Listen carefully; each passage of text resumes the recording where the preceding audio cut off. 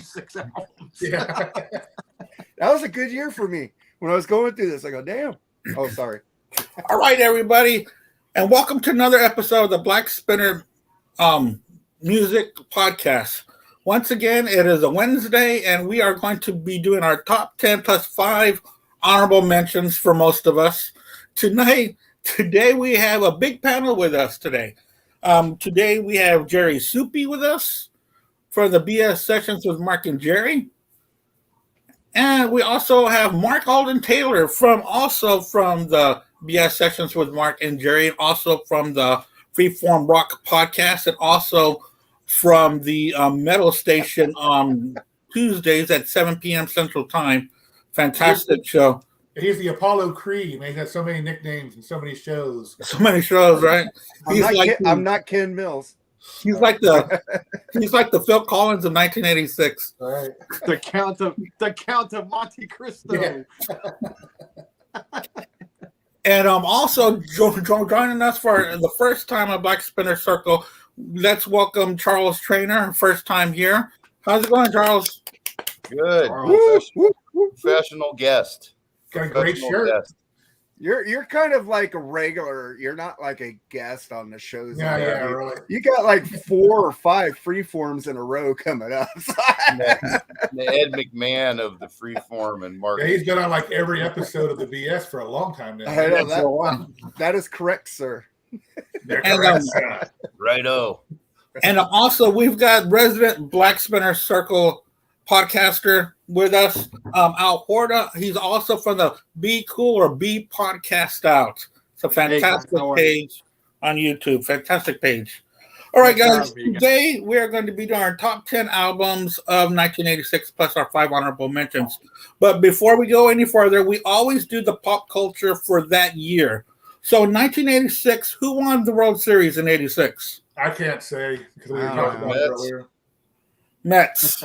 My Mets, man. Bill Buckner play. We're talking about. Right. Hey, Bill maybe here knows that. He was a great player too. Man, you're talking about it. It's a shame he's known for that. Did you ever see the Curb Your Enthusiasm with Bill Buckner? He kept dropping everything, and Larry was getting pissed at him. He kept, here, Bill, take it. He's a baby drops. He can't catch anything. You got to watch that show, Curb Your Enthusiasm. Bill Buckner. Oh, that show is awesome, man. You saw that episode? Seen that show. Oh, if you like Seinfeld, dude, Larry David is George. It's hilarious. Who won the Super Bowl in 86? Giants, That's right? The question. The Do the shuffle. Bears did that year. Shuffle. The Bears did that year, but for that season, was it Giants, right? Giants, right? It was the Giants for that season, but Phil Simms. In the year, it was the Chicago Bears. It was the 85 Bears. Bears against the New England Patriots. Because of when the Super Bowl is played, which is within the month of the next year. Yeah. Right. It was a tough question. Who won the NBA Finals that year? I want to say the Celtics. Celtics over the Rockets. Celtics won that year, yeah. We beat them in 85. They came back in 86. Yeah, they played the that Rockets. was a roster. Rockets. Kind of a disappointment for everybody except somebody from Houston. But then it was disappointing because Houston, if you're from Houston, because it was the Celtics. You got lucky. You got lucky that Jordan retired for 2 years, gave you those 2 championships. That's true. That was nice of him. If he played, you would have got it. So I was all right with it. Let me see. Who won the Stanley Cup that year? It was the Flames. I don't know that. It was the Flames and Canadians. I can't remember who won. I'm going to say the Canadians. Yeah, it was the Montreal Canadiens. I knew it was one of those two. Yeah. What won Oscar for Best Film in 1986? Gandhi? No. I don't know. It was, I don't know. No, it's not one that I've seen, but it was a drama out of Africa. Ooh, that Robert Redford movie. Ooh, that was so boring. I remember watching that on HBO, and I was like, ooh, and then The Color Purple later. I hated both of those movies. Sorry. Yeah. But what was the highest grossing movie of that year? Top Gun? Top Gun. Oh, yeah. Of course I know that one. What won Grammy for Album of the Year for that year? Probably something shitty. Paul Simon. Paul Simon was Graceland. Oh, that wasn't shitty then. Usually it's something shitty. And And if y'all remember our 1976 episode, the same thing was Paul Simon for Still Crazy After All These Years. I like Paul Simon. I could listen to him all day. What won for Song of the Year? A Grammy. I'll give you a hint. There were 4 singers on this song. We Are the World? I don't know. No, the one with Dionne Warwick and that's what friends are for. That's what friends are for. Yep. God, I hate that song. Dude, that's a cool song. I got that on a 45. Dude, that was played that song, man? because it was played incessively that whole year when I was trying to go somewhere else. Come on, show me. You don't like puppies, man. I want to see Cinderella and Genesis. What the fuck is this? Bon Jovi. And that you probably don't like puppies and your kittens either, do you? And I gotta start posting puppies and kittens on my timeline because I guess I post things to piss people off. And that was Dionne Warwick, Gladys Knight, Elton John, and Stevie Wonder were all on that song. beautiful song. Yeah, it is. Oh, it's cool. It's just burnout, dude. I don't listen to it, but it's beautiful. Yeah, thank you. And if y'all remember on the end of Night Shift when they're doing the credits, they're playing that song, but it's sung by Rod Stewart. Yeah, I like Rod Stewart's version better. And what was the number 1 TV show in 1986? Cheers. No. BJ and the Bear? No, that's like 10 years ago. Dukes of Hazzard? No. Dynasty? Don't know. I don't know. Cosby Show. Oh, yeah. Good old Bill. Bill. I can't even think of that guy anymore. Surprised that What stat was wasn't Out of canceled. my head. Wait, what was it? I didn't Surprised hear. that stat wasn't canceled. Cosby Show. Yeah. Oh, Cosby Show. Okay. Figure that would be taken out of the records because of old Cosby. 86 Cosby Show. All right, guys. That was our pop culture for that year. So let's get started. We'll go Jerry, Mark, Charles, and Al. So let's start with number 10. Jerry, what's your number 10 album for 86? I'm going to be short and sweet because there's a bunch of us, but one of the best front men in the world, David Lee Roth, Eat 'Em and Smile, man. Nice. That was such a killer-ass album, man. Steve Vai, Billy Sheehan, Greg, I can't think of his last name, Chasson. What's his name, Mark? Bissonette. Bissonette, yeah. The great fucking band he had. He was on fire in that album, man. You know, this was awesome. Great Yeah, point. that one. A solid one. Mark? Hey, I just want to tell you, when I was doing this list, I got shit. I go, oh, this is easy. And then I started looking down, oh, shit. So I'm going to have a lot of honorable mentions. But also, you forgot Pulp Culture 1986. We as kids were filling out fake names for Columbia House. This is why I know all this music. Hey, man, I fulfilled my obligation. I paid for all the albums, man. You're tool. I'm joking. Yeah, I he made actually- 100 of those, dude. He actually taped the penny onto the return form. Hey, before we go any further, Al, tell me about your Freedom Rock story. That's funny as hell, man. The what? The Freedom Rock story you told me yesterday, but you can still call that number? Dude, I think this was, it was 2015. It was when me and my friend Donato from Staten Island went to go see Rush's last tour at the Prudential Center here in Newark, New Jersey. And on our way there, for some reason, we always used to laugh about the commercial. So we pulled it up on YouTube on the way to the concert. Actually, we're parking and we're we're watching the commercial on YouTube. And the phone number comes up, and my friend's like, dude, I'm going to call that fucking number. So he calls it, and it's like some medical supply company now or something, right? But my friend is like, hey, how do I order the Freedom Rocks album, man? And they would not break, they're like, oh, do you need medical supplies and stuff? And he kept fucking with them. He was like, no, I want to order the double album. I want to order Freedom Rock, I love the songs on there. And they kept saying no, we sell, would you be interested in this? And my friend's like, no, I want the fucking Freedom Rock. Right? For dude, they would not stop for 15 minutes. And my friend just kept hammering him. We were dying laughing, bro. But it was let's just call a number, man. It's one of those. Yeah, I'm surprised they don't get that a lot, actually. Yeah, man. It was pretty funny. cool, man. I remember that commercial. That commercial was funny as shit. Well, remember the one where bad guys Turn it up, have man. hearts too. And it showed all the metal bands singing ballads. Oh my god. Even bad boys have their soft side. Yeah, even bad boys. I sent that to you yesterday. Remember, Jerry? I still have Monster Ballads, man. That's a good CD. Yeah, I still My have bill- that too. I took a my bill- picture of it. I put on that. My Nice. bill Well, case is all that's messed up, but I still have it. Anyway, I'm sorry. I took us off course. No, that's no, okay. man, that's fine. We always go off course, so that's no big deal. But I remember that album cover for Freedom Rock. It had the Statue of Liberty on it. Yeah. You know, that's pretty Yeah, cool. yeah. Is that Freedom Rock, man? Well, Turn it up, man. Yeah. What was that? Ruby Other Tunes on that public- shit. what The was one that? guy reminded me of Chong, like from Cheech and Chong. Yeah, for You know, real. like, Turn well, it up, yeah. man. and you get this, and it's like fucking. You guys remember the? Incense and peppermints. Yeah, I You guys some remember songs the on it. the Reader's Digest CD sets they used to hawk too? Every, Oh, like, I there's remember only 20 those. magazines I don't that remember. I have that remember shit. like Life magazine or something had one. No, but I they don't had know. another one where they had sets. Oh, really?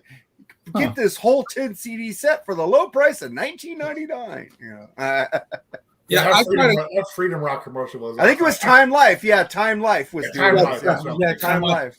I've been finding them. I've been finding them Time Life CDs for sale at bargain bin. So I have like from 1967 to 1979 right now. Nice. Hey, man, you can't So deny I'm excited about there's good music on all those CDs. Oh yeah, it's awesome. The commercials were just funny as hell. Yeah. The ink is black. The page They is used to white. do like public television marathons and sell that. Remember? You know what? It's so funny that y'all mentioned stuff like that because I found these. I've never heard of these. It was called A Journey to Yesterday, Oh, Never heard of it. never and heard of it. these were also 61? compilations. And I got like from 62 up to 75 right now. Nice. Each one had just one set. Yeah, I'm going off. Mark, what's number 10 for you? What were you drinking, Jerry? That looked like a White Claw. Hey, What is it? speaking of Freedom Rock, Budweiser Freedom. Oh, Miller High Life. that's even worse. That's why people. I got whiskey. That's God, why. I'm never gonna fucking tell you if I something like that again, Mark. I drank one freaking White Claw and I have not heard the end of it, man. Jeez. Who cares? Puts it up there every day. You know that's that joke that I've been doing since the pandemic. The pandemic happened because people started drinking seltzer beer. I'm But, not embarrassed that I tried the White Claw. I'm embarrassed I drank the whole I know. thing. That's why I get on you because you told me you were embarrassed. I was wasted, man. I would have drank cat piss that night. Oh, probably. dude, somebody gave me a White Claw when I was wasted and go, no thanks. Dude, this show's gonna take 10 hours, man. All right, let's I'm stop. trying not to. All right, Mark, number 10. number 10, Poison. Look what the cat dragged in, Damn, they're hot. Who were they? weren't they? You know, when I first saw this tape at Music Plus, I go, man, those are hot chicks. I'm not lying. And then when I saw the video on MTV, I go, oh shit, they rock. So I went and got it. Man, this is Serious. Let me see that picture again. Show it again. I mean, look at Ricky down there. She's hot, man. You whacked your yam bag to that, bro. Now, see, Bobby ain't that attractive, but all the other three, man, I'd do them. Like on the back, you could tell that Bobby is the guy, and the other three were kind of questionable. Yeah. yeah. But I got it on vinyl. I have it on CD. I fucking love Poison. I saw them on the stadium tour. They kicked ass. Yeah, I saw them a few times. They actually put up a good Yeah. show. Talk all the shit you want. That was the second time I seen him, and both times are great. Except they ended my concert at 11:30 instead of midnight on New Year's Eve one time, assholes. But that's cool. I love this album. Yeah, it's a good. Yeah, that's a good album, and they're so enjoyable on stage. Yeah, They really do put out a good show. Charles, what are you going to start off with? My number 10 is Iron Maiden, Somewhere in Time. Kick-ass record. So, yeah, I remember I was 12 years old. A lot of these albums I didn't necessarily have in '86 because I was into the Hulkster, pro wrestling, and playing sports and learning how to chase girls and stuff. But this is one of those albums I caught up with a little later, but it came out in '86 and it's a fantastic record. So Yeah. Oh, It really is. And The albums I'm saying are albums I was listening to in '86 because there's some albums that I didn't know till later. So Yeah, mine's is gonna be a mix. There's gonna be some that I definitely knew of or listened to, and then some that I caught later because just busy. It was MTV generation, so yeah, I forgot to tell people that. I just want to know this is albums I actually had in '86. And if y'all remember, well, Charles had mentioned the Hulkster. I remember the cartoons that they had on Saturday morning. Hulk Hogan's Rock and Wrestling. Yeah. I used to watch that all the time. I think I was watching Hot Rod that had like different, but like Hillbilly Jim was on there. And different guys were on there. I think I was watching the Smurfs and Cubert. Remember Cubert had his own cartoon on CBS, man. Pee-wee's Big Adventure was huge, or Playhouse. Oh, I didn't watch that. I thought it was gay. Dude, that was crazy. That Pee-wee's Playhouse was crazy. And also, I liked Pac-Man. Remember that? The trees. Oh, I used to watch Pac-Man too. Yeah, Pac-Man. Yeah. Miss Pac-Man was always nagging at him, though, man. All right, I'm sorry about that. What's your number 10? No, that's cool. Yeah, I'm using the same criteria as like Marcus. My list is based on, I put myself back in 1986, and it's albums that I was listening, because obviously when you get older, you kind of discover, you branch out into different stuff, and you discover albums later on from that year or whatever. But I'm actually putting myself in that year and the actual albums that I listened to that year and that ruled my life that year. So by that criteria, my number 10 is going to be Ozzy Osbourne, Ultimate Sin. I love that album. I know some people say it's a little too slick or whatever, but I love Jakey Lee. Jakey Lee shined on that album. I mean, I thought his riffs were killer. And, I mean, he was just right there, right?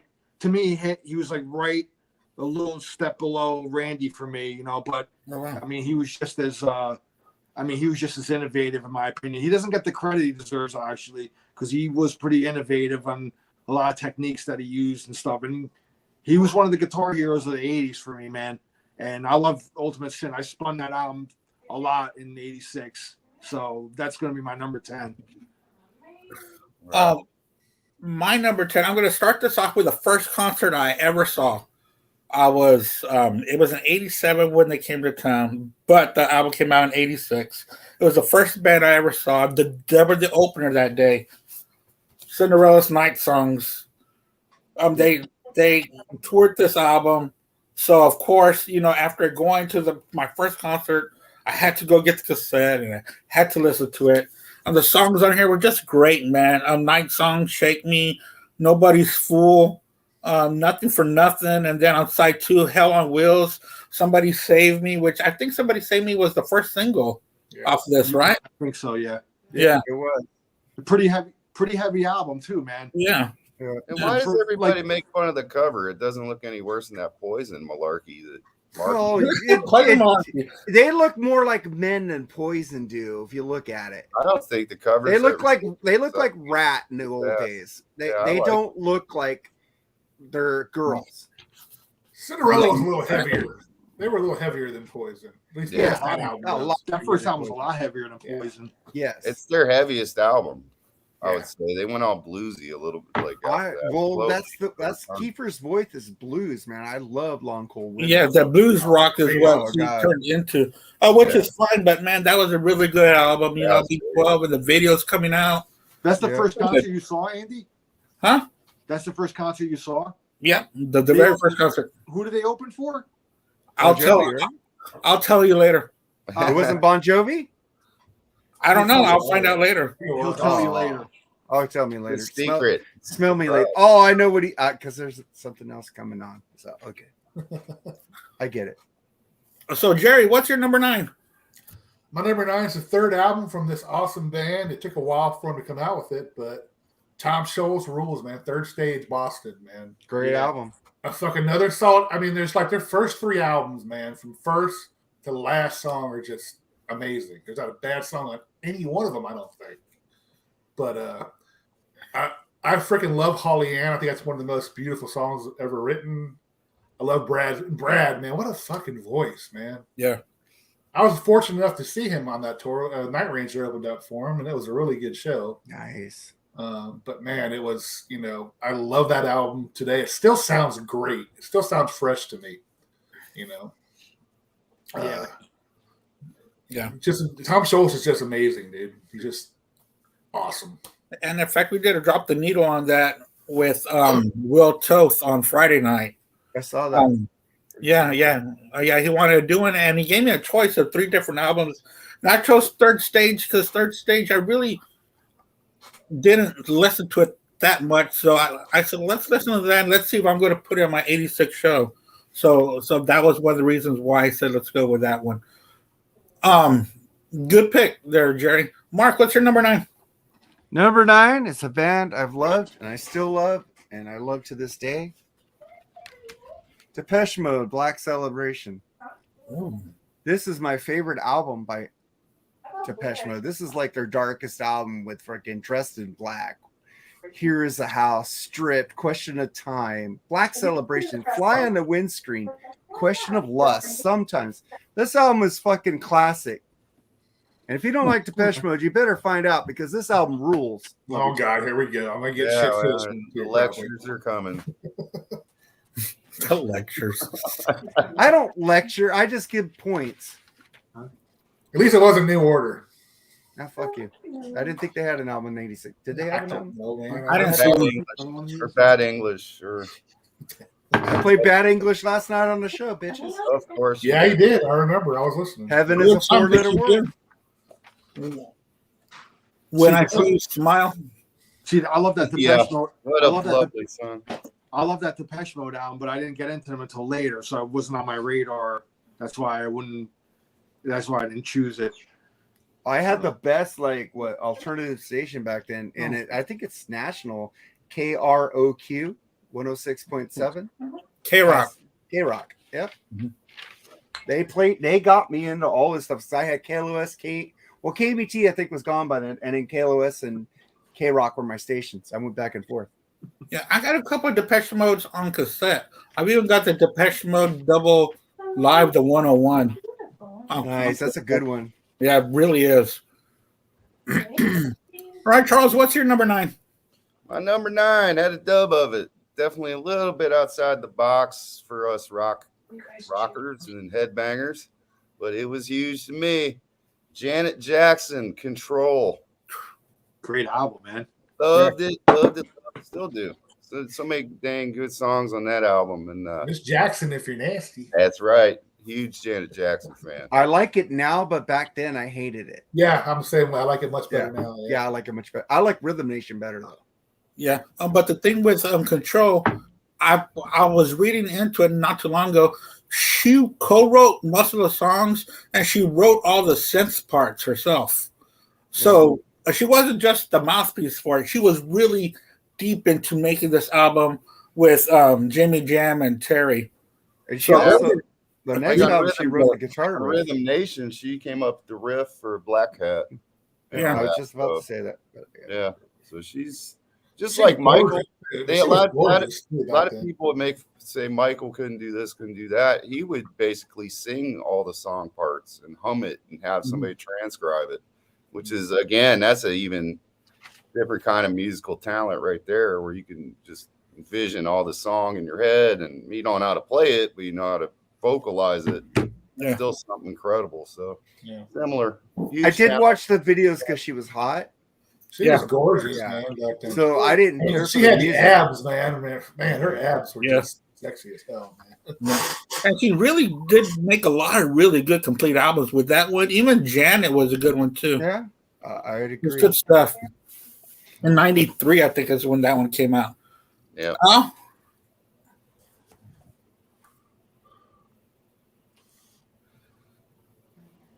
Hey, Hey, are you ready for number 9? Right? Yeah. All right, so my number 9, the year before we had that great split, so it was so I'm going with David Lee Roth, Eat 'Em and Smile, like Jerry had before.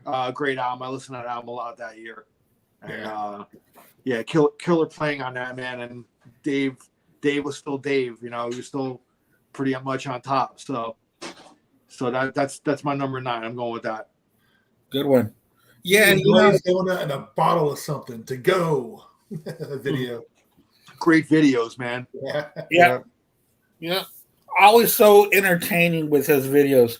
What I'm going to pick here is an album I got into a little bit after. No, I got into it during high school, but this was released in '86. REM, Life's Rich Pageant. Great one. Good This one. album was kind of the beginning for them because they were kind of murky there in the beginning with Murmur and stuff like that. This was the rock jangle pop that made college radio what it was in the late '80s. These dudes were just one of the front runners of it all, and this album was the beginning of it. It was just such a good album with all 4 of them hitting just the right spots. It was just a great album, and if you're not that familiar with it, check it out. It's really good. So REM, Life's Rich Pageant. That band went out with a bang with their last 3 albums. They wanted to go back to their old shit. Fucking old. Yep. I never got to see them. Never got to see Either them. did I. Would have loved to. Me too. Jerry, what's your number 8? My number 8 is a very underrated Black Sabbath album, 7 Star, man. I love that album. I love Glenn Hughes' voice. I think Eric Singer was the drummer on that album. Not 100% sure. Mm-hmm. They had some great songs on it. Danger Zone. In for the Kill. I mean, it was a great, underrated Sabbath album, in my opinion, man. Yeah, and they even made videos for a couple of those songs too. And Glenn Hughes, man, that guy still can bring it, man.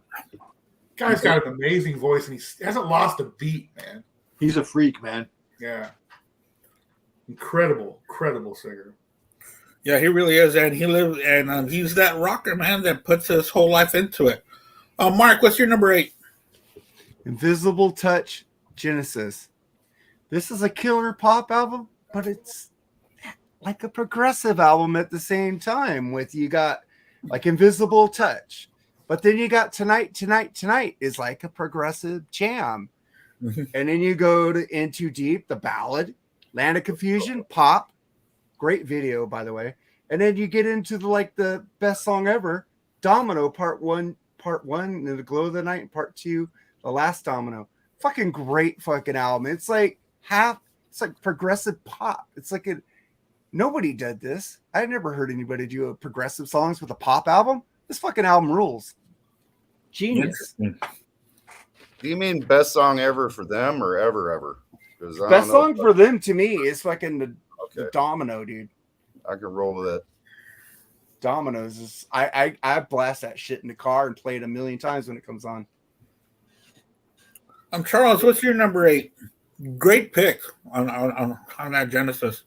A rather underrated album in his this artist's canon, but some really good songs on it. Prince, Parade. A lot of the songs were from Under the Cherry Moon, which was a movie, not really that great. There's that black and white one, right? Yeah, hot chick in it though. But Under the Cherry Moon's a great song. Kiss, who doesn't like Kiss? Everybody likes that song, I say. So huge song. I guess Mark doesn't. Or he's saying no. Well, back then, after Purple Rain, because I was in love with Purple Rain, when he started singing those hot, I was going, what the fuck is that shit? I tuned out. Until he came out with the freaking Raspberry Beret. And then later I went back and I love that album now. That was in my, I'll just mention that now. That was in my also albums. Yeah, it's kind of it's not one of his best albums, but it's good for that year. And the video for Kiss dominated during that summer, I believe, or fall. Oh, it was more fall. Was out around the same time as Dave's video for Yankee Rose. I remember that. So, I love me some Prince. So MTV was kicking ass, man. Oh yeah, man! Everything was videos, and I remember that whole summer, you just sat there and watched MTV because it was hot, and then later on, when the sun was going down, you went outside and talked about the videos. You know, that's what I'm saying. I was 12, so I was more either into singles or borrowing stuff. I didn't have records by then. I was on cassettes. The worst medium in the history of the business, I believe. And usually had dubs. And I definitely had a copy of that record. So yeah. And that's when you would have so many empty tapes and just record stuff off the radio. I mean, that's what I did. I had stacks and stacks of the radio stuff. I gave up on the radio, and I just went to the library and checked out the tapes and recorded them. Dual cassette. yeah. The dual cassette boombox, loved it. Those Memorex. I remember mine. Clear and yellow cassettes. I used to get the metal. Cassettes. I always wanted the good recording ones back then. I was poor. I used to get like the 5 for like $2 or whatever, you know. Well, when I got poor, I went to the 99-cent store and got those little Memorexes they sold all the time. I mean, they would get eaten up by your player in like a week, but yeah. I would grab whatever I could whenever I can. Yeah.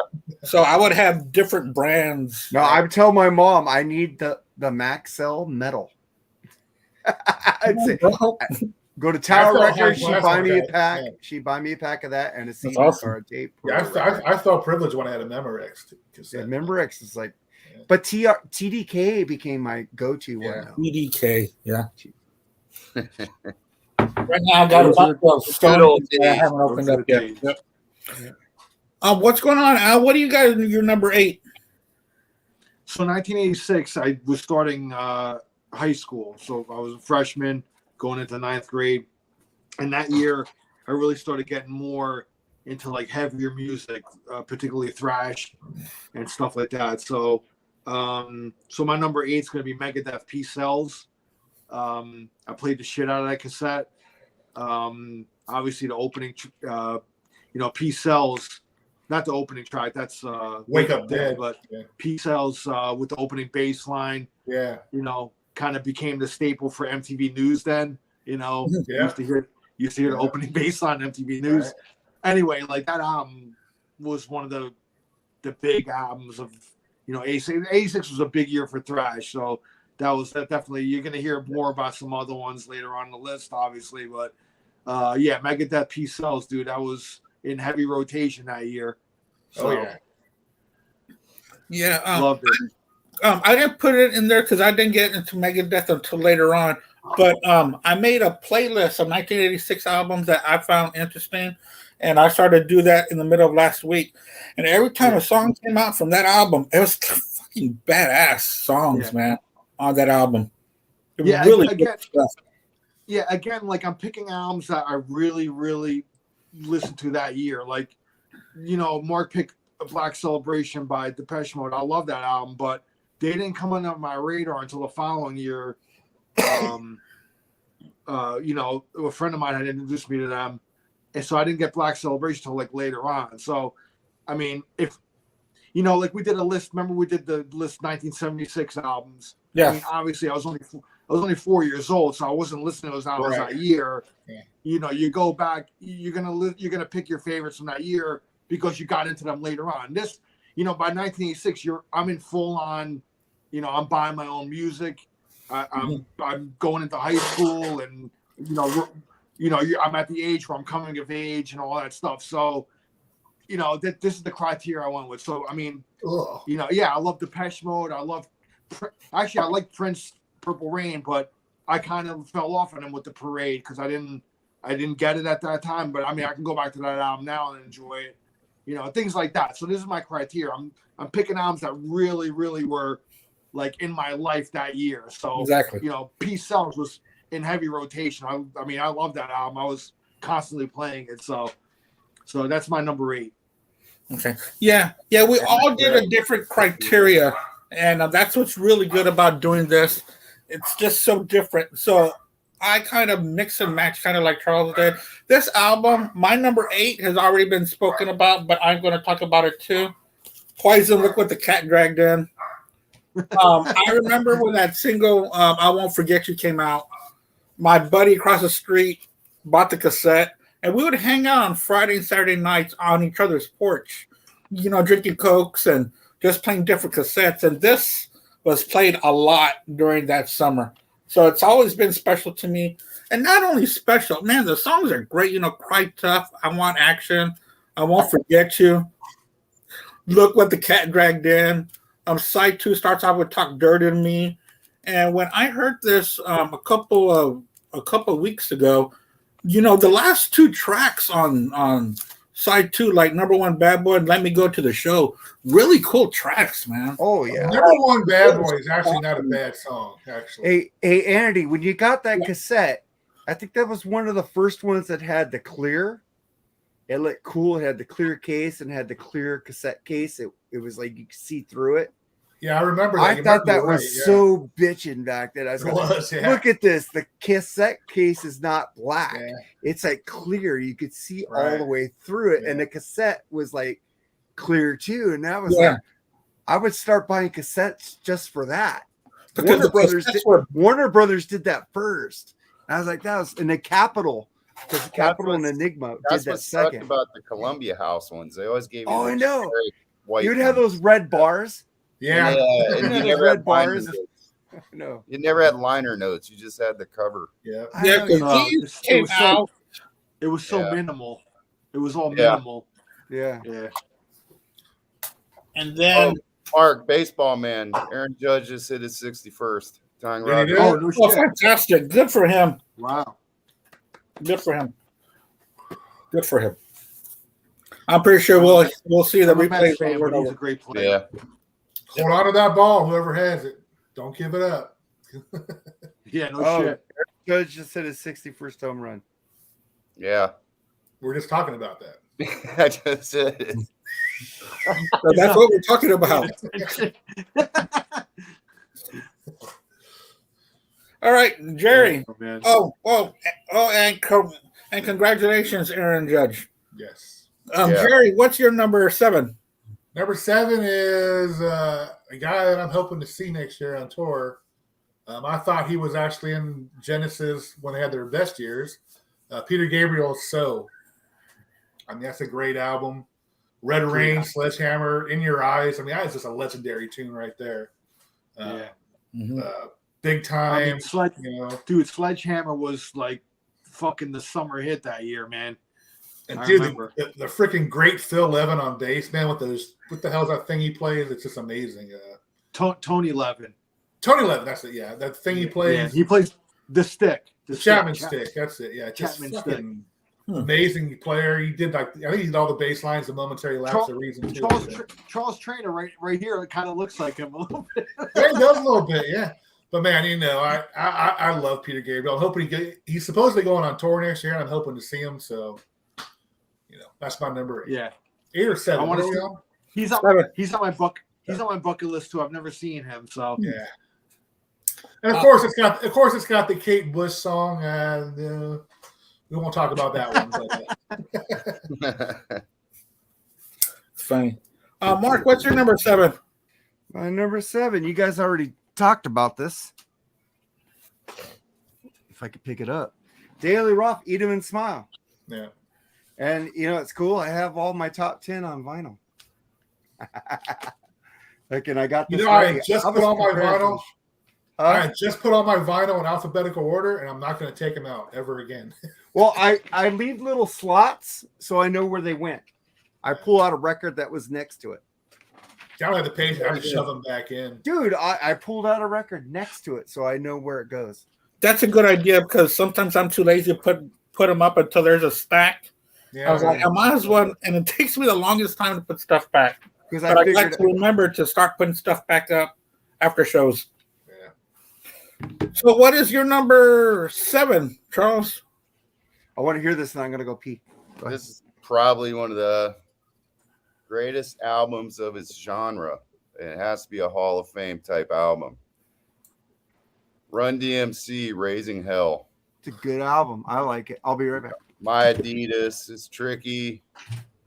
Walk This Way, probably one of the biggest crossover songs. I don't know if it was truly the first one, but it's the first one that really hit big, and that resurrected Aerosmith's career. I don't care what anybody says. It totally did. Mm-hmm. Aerosmith was kind of on its last leg, but that came out, and they just went crazy from there. Yeah.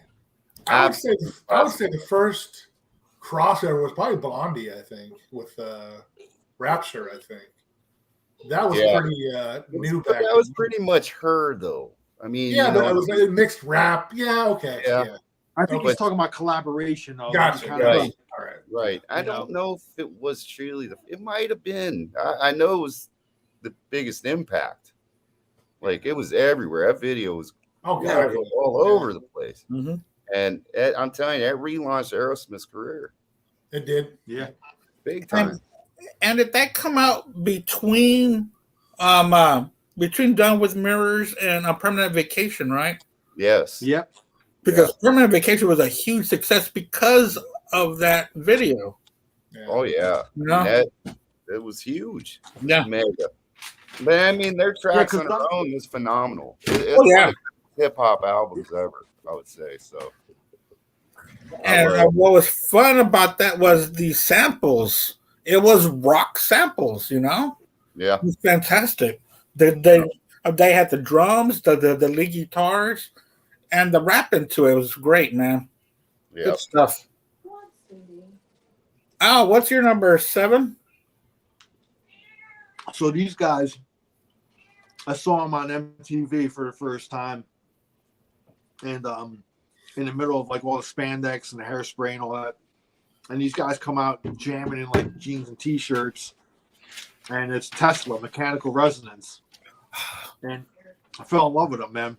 Yeah. You know, they just played kick-ass rock, hard rock, no frills. Pretty Not heavy. a bad song on it. Pretty heavy, but you know, just kick-ass dual guitar, man. You know, I love that. That album is just like I got it on a cassette, and I played the hell out of that too, man. I was just like, this band is awesome. So really, Tesla, man. Yeah. Modern Day Cowboy, that's the video I saw. I mean, Coming at You Live. I mean, Getting Better, Little Susie. Getting Better. My favorite song on it, Changes, I think, is the best song on that album. Changes is awesome. Yeah. And then We're No Good Together, man. We're No Good Together, that blues song, that real soft blues song, it's amazing. Yeah. So. And I've always liked Little Susie. Little Susie on the up. The only cover on the album. Yeah, that's actually not their song, actually. Yeah. The cover. The original sucks. So. Never heard it. Yeah, don't listen to it. But yeah, Tesla, man. Nice. One of my favorite bands to this day. You know, they put out so many quality albums, but that first one, I mean, really made an impact, man, on me. So yeah, they're I mean, like, they didn't have their hair I mean, 1986, man. I mean, the hair was like as high as you can go with all the glam bands. Right. And, you know, these guys, man, they were just like, we're just coming out, man. We're just jamming jeans and t-shirts. We're not playing thrash. We're not playing glam, which is hard rock the way it's meant to be. No fucking bullshit, you know. So that's why I love them. Yeah. And if they had the drama like Guns N' Roses, they would have been bigger. Hey, man. My number 7. I like them better than Guns N' Roses. Me too. That's what I said. If they are way better band than Guns N' Roses, they were the first band to come out on Raw, but Guns N' Roses got all, look at them. They're raw. Tesla was, bitches, before them. Okay. My little rant. My number 7, it's already been spoken about, but I'm going to talk about it too. Iron Maiden, Somewhere in Time.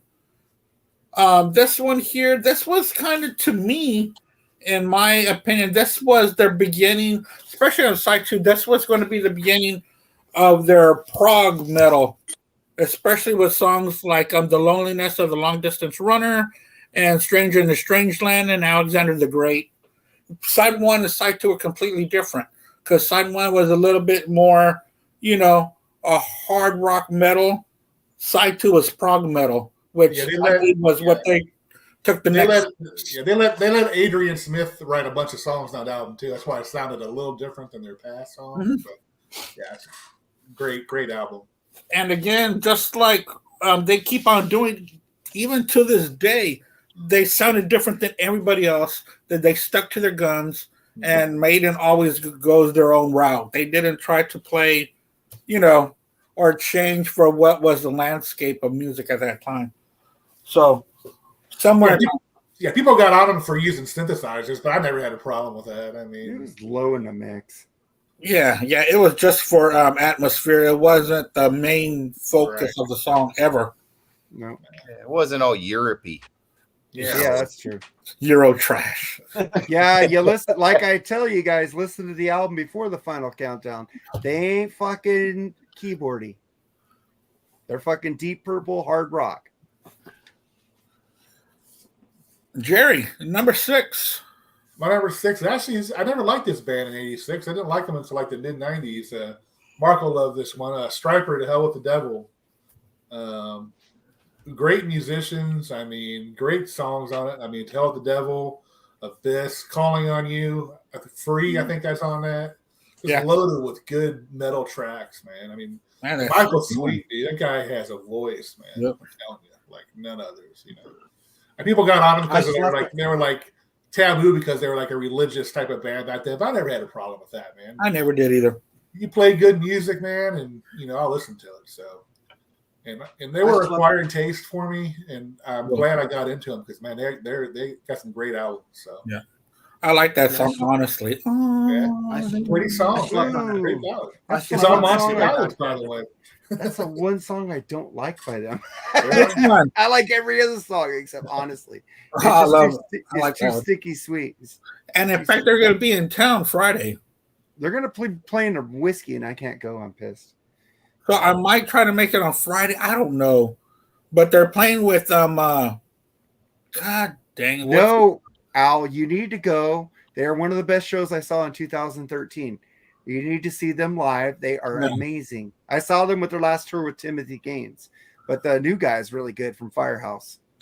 Stephen Pearcy's opening up from. Oh yeah, you need to go. Stephen Pearcy's great live. I saw Stephen Pearcy whenever COVID, is over, but like when concerts started again, that was my first one with Stephen Pearcy with Great White. Nice. With Jack Russell's Jack Russell's the real Great White. Yeah. Yes. Mark, what's your next one? I think it's already been talked about. Cinderella Night Songs, man. I'm a huge Bon Jovi fan, and Bon Jovi was pimping this band back in the day. Yeah. And then I saw the video for Somebody Save Me, and and I think Bon Jovi appeared in one of their videos. Coolio. Richie Sambora and John. But this is a fucking great album. This album sucks, even though Fred didn't play drums. Great album. I love it. Oh, wow. Aaron Judge tied it. Oh, yeah, that's what we're talking about. Fred only played drums on like one album. Yeah. He's still climbing. Yeah. Yep. My wife just told me Coolio passed away. Who? Oh, really? Who? Oh, he's gonna have Gangster's Paradise, dude. Gangster's Paradise, yeah. Hey, now Weird Al can feel not guilty anymore. Okay. Fantastic. Another one. That's sad. Yeah. Gangster's Paradise. And what was his hit before, like his breakout hit? I forgot. Gangster's Paradise. That was it. It was Fantastic. No, it was Fantastic Voyage. Yeah, 2 hits. Yeah. And he just disappeared after that album. He tried to be a professional poker player for a while, I remember. Oh, did he? Yeah. So, rest in peace, Coolio. He was really big there in the mid 90s when they were coming up with when rap was and hip hop was an all-time high there in the mid 90s. Where are we at? Well, you did my number 6, so now you're at your number 6, Andy. Charles, you're number 6. I almost hate to even admit this one, but I got to put myself back in those days. Go for it. Bon Jovi, Slippery When Wet. I like a Mark. It's regrettable now, but no, I actually still love that was a huge Wanted Dead or Alive. I still love Wanted Dead or Alive, and it was mega. It was mega. That Social Disease rules, man. Come on. They were probably the biggest band that year, man. Yeah, they were. It was a huge record, and if you were that age at that time, you had it. You had it. I mean, this is the way it was. What's that slow song? There's a slow song on there. Never Say Goodbye, I think it is. Never Say Goodbye. A good song, yeah. But I still love Wanted Dead or Alive. I'm not a big Bon Jovi dude now, but that's still one of my favorite songs. I love the opening track. I love the opening track. Let It Rock. Put your hands That's up. great. Let it rock. Let it roll. Wasn't that in Spaceballs? I No, think there, so. what song was there? Was a song in Spaceballs from Slippery and Wet, but I can't remember. Oh, it was the first song on side 2. I can't think of the name of it right now. Yeah. But yeah, it was a pretty fast. It was like one of the rockers on that album too. Yeah.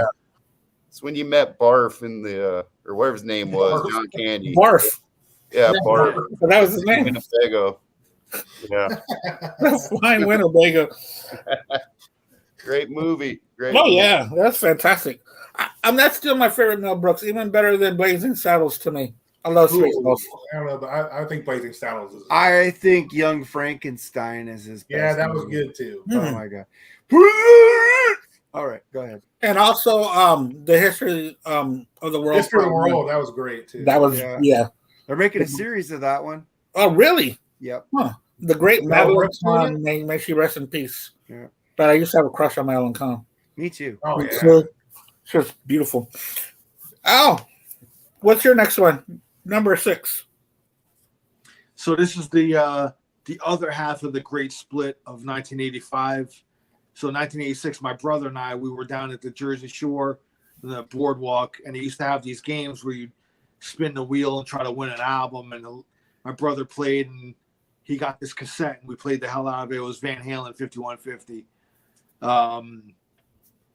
I can't deny it. That's the first time I ever saw Van Halen 2 on tour.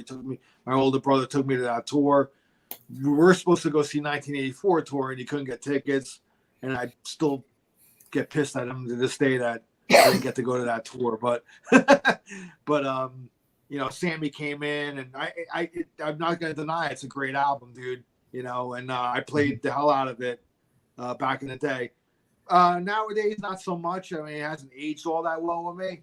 But, like I said, I put myself back in 1986, and this was one of the big ones that I played a lot, all the time, actually. And seeing him on that tour and seeing Eddie finally, one of my favorite guitar players, was a dream come true. So, so I got to go 5150, number 6 by Van Halen. Good pick. And speaking of the carnivals and stuff like that, and you winning that, y'all remember at the carnivals they used to have like 7x7 mirrors. Yeah. And it would have like the album covers or. Yeah. Dude, I had so many of those. I loved them. I would go just to win those things. They were so cool. Yeah, of course, cool, man. You get older, you're like, oh, who needs this shit? I wish I had them on my wall now. I used to the Jersey Shore boardwalk, man, like down in Jersey Shore was big. They had all those games on the boardwalk, and I used to love playing them, Mm-hmm. And sometimes I spent too much money, and I'm like, dude, you could have just bought this for like $10, and you ended up spending like $25 and shit, So whatever, man. It's the fun of it, Yeah. But man, those mirrors are awesome. Loved them. My number 6 has already been talked about by a couple of y'all, but I am going to talk about it too. Eat 'em and Smile by David Lee Roth. Fucking awesome album cover. And only David Lee Roth can get away with this album cover. Only one. The back, same thing. The only one that can do that.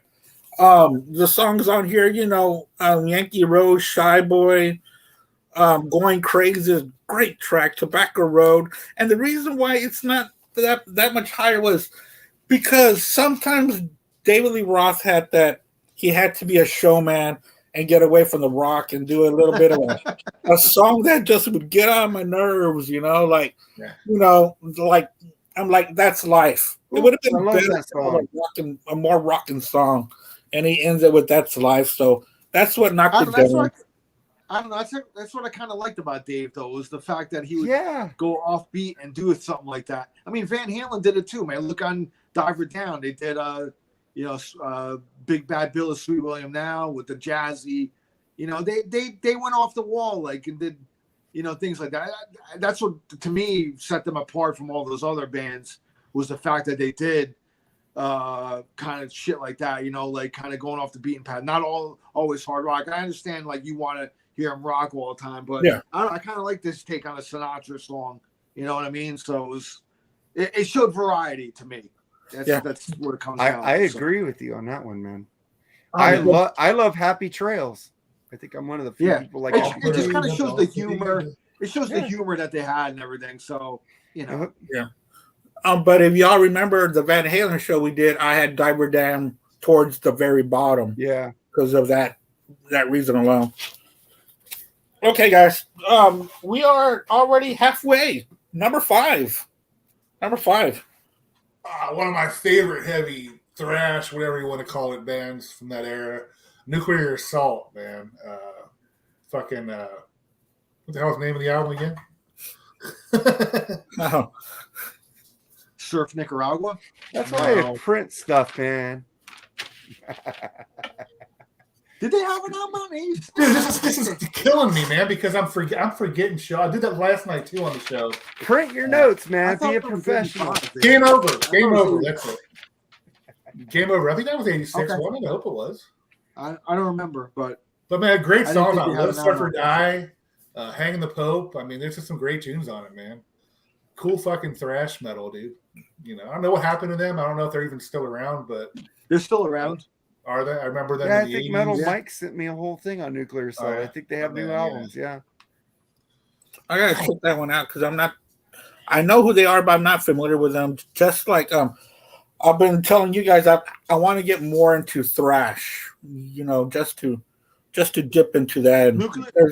Nuclear Assault has Anthrax's original bass player Dan Lilker in it.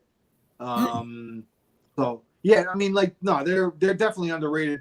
They had some great shit. You know, they never get talked about in the upper, you know, echelon of like thrash, but they were fucking really good. I remember, you know, guys in high school, man, they were totally into Nuclear Assault, you know, and I liked them too, but I did not enough for them to be my top 10, you know, but no, they're a great band, dude. I mean, if you're going to get into thrash, you know, definitely check them out. Yeah, I'm just remembering times where I was just cruising around with my buddies, just blasting freaking, you know, Peace Cells, Nuclear Assault, and then another band somebody will talk about later, I'm sure. But just blasting those albums, going down the street, fucking just, you know, just great time, great memories, and great music. You know, music brings together a lot of friends. I just remember the same kind of friends that we would listen to what I'm sharing with y'all. So, yeah, good one. What's your next one, Mark? Your number 5. Next one's already been talked about by the great Jerry Soup because he knows good music sometimes. Striper, the original cover. To hell with the devil. I have the other one too.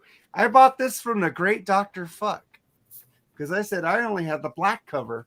He says, I have an extra copy. Would you like to buy it? I said, sure, Dr. Fuck. So I bought it from him. Fucking the record's scratchy as fuck, but I got the other one that sounds good. I wanted the fucking cover. So, I love this fucking album. I'm a fucking Michael Sweet nut swinger. To this day, I buy his solo albums. I buy all the Striper albums.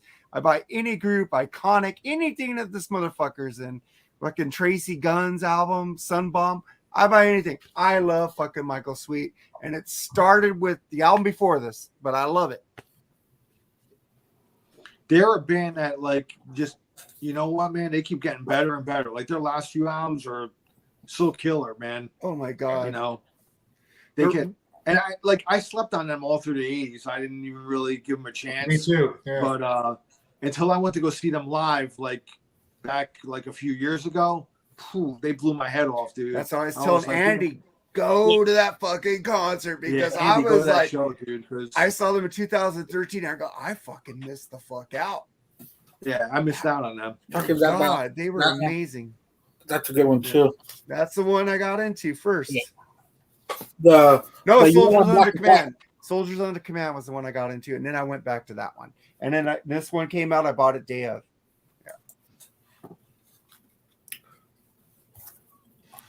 Charles, what's your number 5? Going back to the hip hop genre and an album that never sounds dated. Actually, I think this year was the year of Rick Rubin as a producer because he produced Raising Hell too as well. And he produced this album and one more album that will be on my list in 1986. Beastie Boys, License to Ill. I can still listen to that record to this day. It never sounds dated. It's phenomenal. Love it, love it, love it. Yep. That's on my other list. Nice. It's not my it's favorite great. Beastie Boys album, but it is close. My favorite is fucking classic. Check Paul Your Head or Boutique. Paul's Boutique. Paul Boutique's my favorite, but License Still is that's what made it's him. fucking That's what amazing. made him. I have all those on vinyl, by the way. Brass Monkey, Paul Revere. Yep. This is phenomenal. The humor of that band, man. It And was not like just the humor of that band, it's a whole new language that you learned yeah. from License to Ill. You It know, was a bunch of guys new words I've bringing- never heard of. It was white guys making me check out other rap bands. I like Run DMC too. And then you know. but that's another one where you had some good rock Yeah. in it as well. I mean, Only Gary two- King played on There's it. only 3 hip hop bands that are in the Rock and Roll Hall of Fame that I consider them rock: Beastie Boys, Public Enemy, and fucking Run DMC. That's it. Eminem is not rock. Sorry. What's your next one, Al? Al, you're number 5. Yeah, well, speaking of Rick Rubin, and Charles had this before, and this was, I mean, dude, Run DMC Raising Hell, man. This album was on heavy rotation for me, man. And It's Tricky. I remember seeing It's Tricky on MTV, and Yeah. of course, Penn and Teller. Penn and Teller. Yeah, Penn and Teller. That was great, man. Great videos. Yeah, dude. I mean, I had a friend of mine that was really into like hip hop, and we'd go play pool in his basement, and this was like one of the albums like he constantly played. And I was already into Run DMC like before that. I mean, I got into them on their first album when I saw Rockbox on MTV in '84, and I followed them. And Raising Hell was like, dude, they hit their zenith. You know, they were like on top of the world, man. And they crossed over. I mean, all of a sudden, all the white kids were like listening to them and everything. And you know, they made metalheads appreciate like hip hop because they mixed the rock into it and stuff like that. So all the metalheads I hung out with and I knew loved Run DMC. So they were to me I always call them the Beatles of hip hop, man, because they did everything first. They had all the firsts in hip hop. You know, they had the first video on MTV. They were the first hip hop group to play Live Aid. You know, I mean, they broke down a lot of barriers. So, and this Raising Hell, yeah, like Charles said, man, Rick Rubin, that was like the year of Rick Rubin. So, yeah, man, I love Raising Hell. Number 5, man, that ruled my life that year. Well, DMC is a pure metalhead, so I've met him a couple of times, and Yeah. yes, he's totally into rock and roll, man, and hard rock, and yeah, Loves he's Billy a cool Squire. dude, man. He's a cool dude. My number 5, I'm going to have to agree with you, Al. It's going to be Raising Hell Cassette. by Yes. Run DMC. Fucking badass Yeah. album. Dude, Like I love you that, said, man. the aforementioned, you know, It's Tricky and Walk This Way. But there's a couple of really good tracks on side 2 that stick out to me. You know, Raising Hell, the title track. Yeah. Awesome. and the You Be Illin', Dumb Girl, Ellen. tracks like that, man, that were just kind of, you know, this really had a lot of good deep tracks on it, and that's kind of rare for rap albums to have deep tracks, and that's what Raising Hell had. So that is also my number 5. Awesome. Jerry, what's your number 4? I'm gonna deal with Complete 180 from Stryper and one of my favorite thrash bands, Slayer, Rain and Blood. One of the best thrash albums ever. I mean, Angel of Death, Raining Blood, Altar of Sacrifice, man, just kick-ass freaking thrash metal, man. Jeff Hanneman, Kerry King, one of the most underrated guitar duos in music history. I mean, they were loud and fast, but man, they can play, dude. You know, and I know Mark always rags on Tom Araya's voice, but I thought he had a great voice, you know. Dave Lombardo, the best drummer in thrash. Oh man, that dude can freaking play, man. So, he's up there with the Anthrax drummer. Dude, I mean, they were such But freaking just so bombastic back then. I mean, they sounded so freaking loud and just, but it wasn't like piercing loud. It was just like awesomeness loud, you know. I don't know, I can't explain it. But yeah, I love Slayer. I'm still a huge Slayer fan, and man, You know, it's R.I.P. Jeff Hanneman. I love that guy, man. You know. You know, I never got into Slayer. It was years until I went to a festival and they were playing it.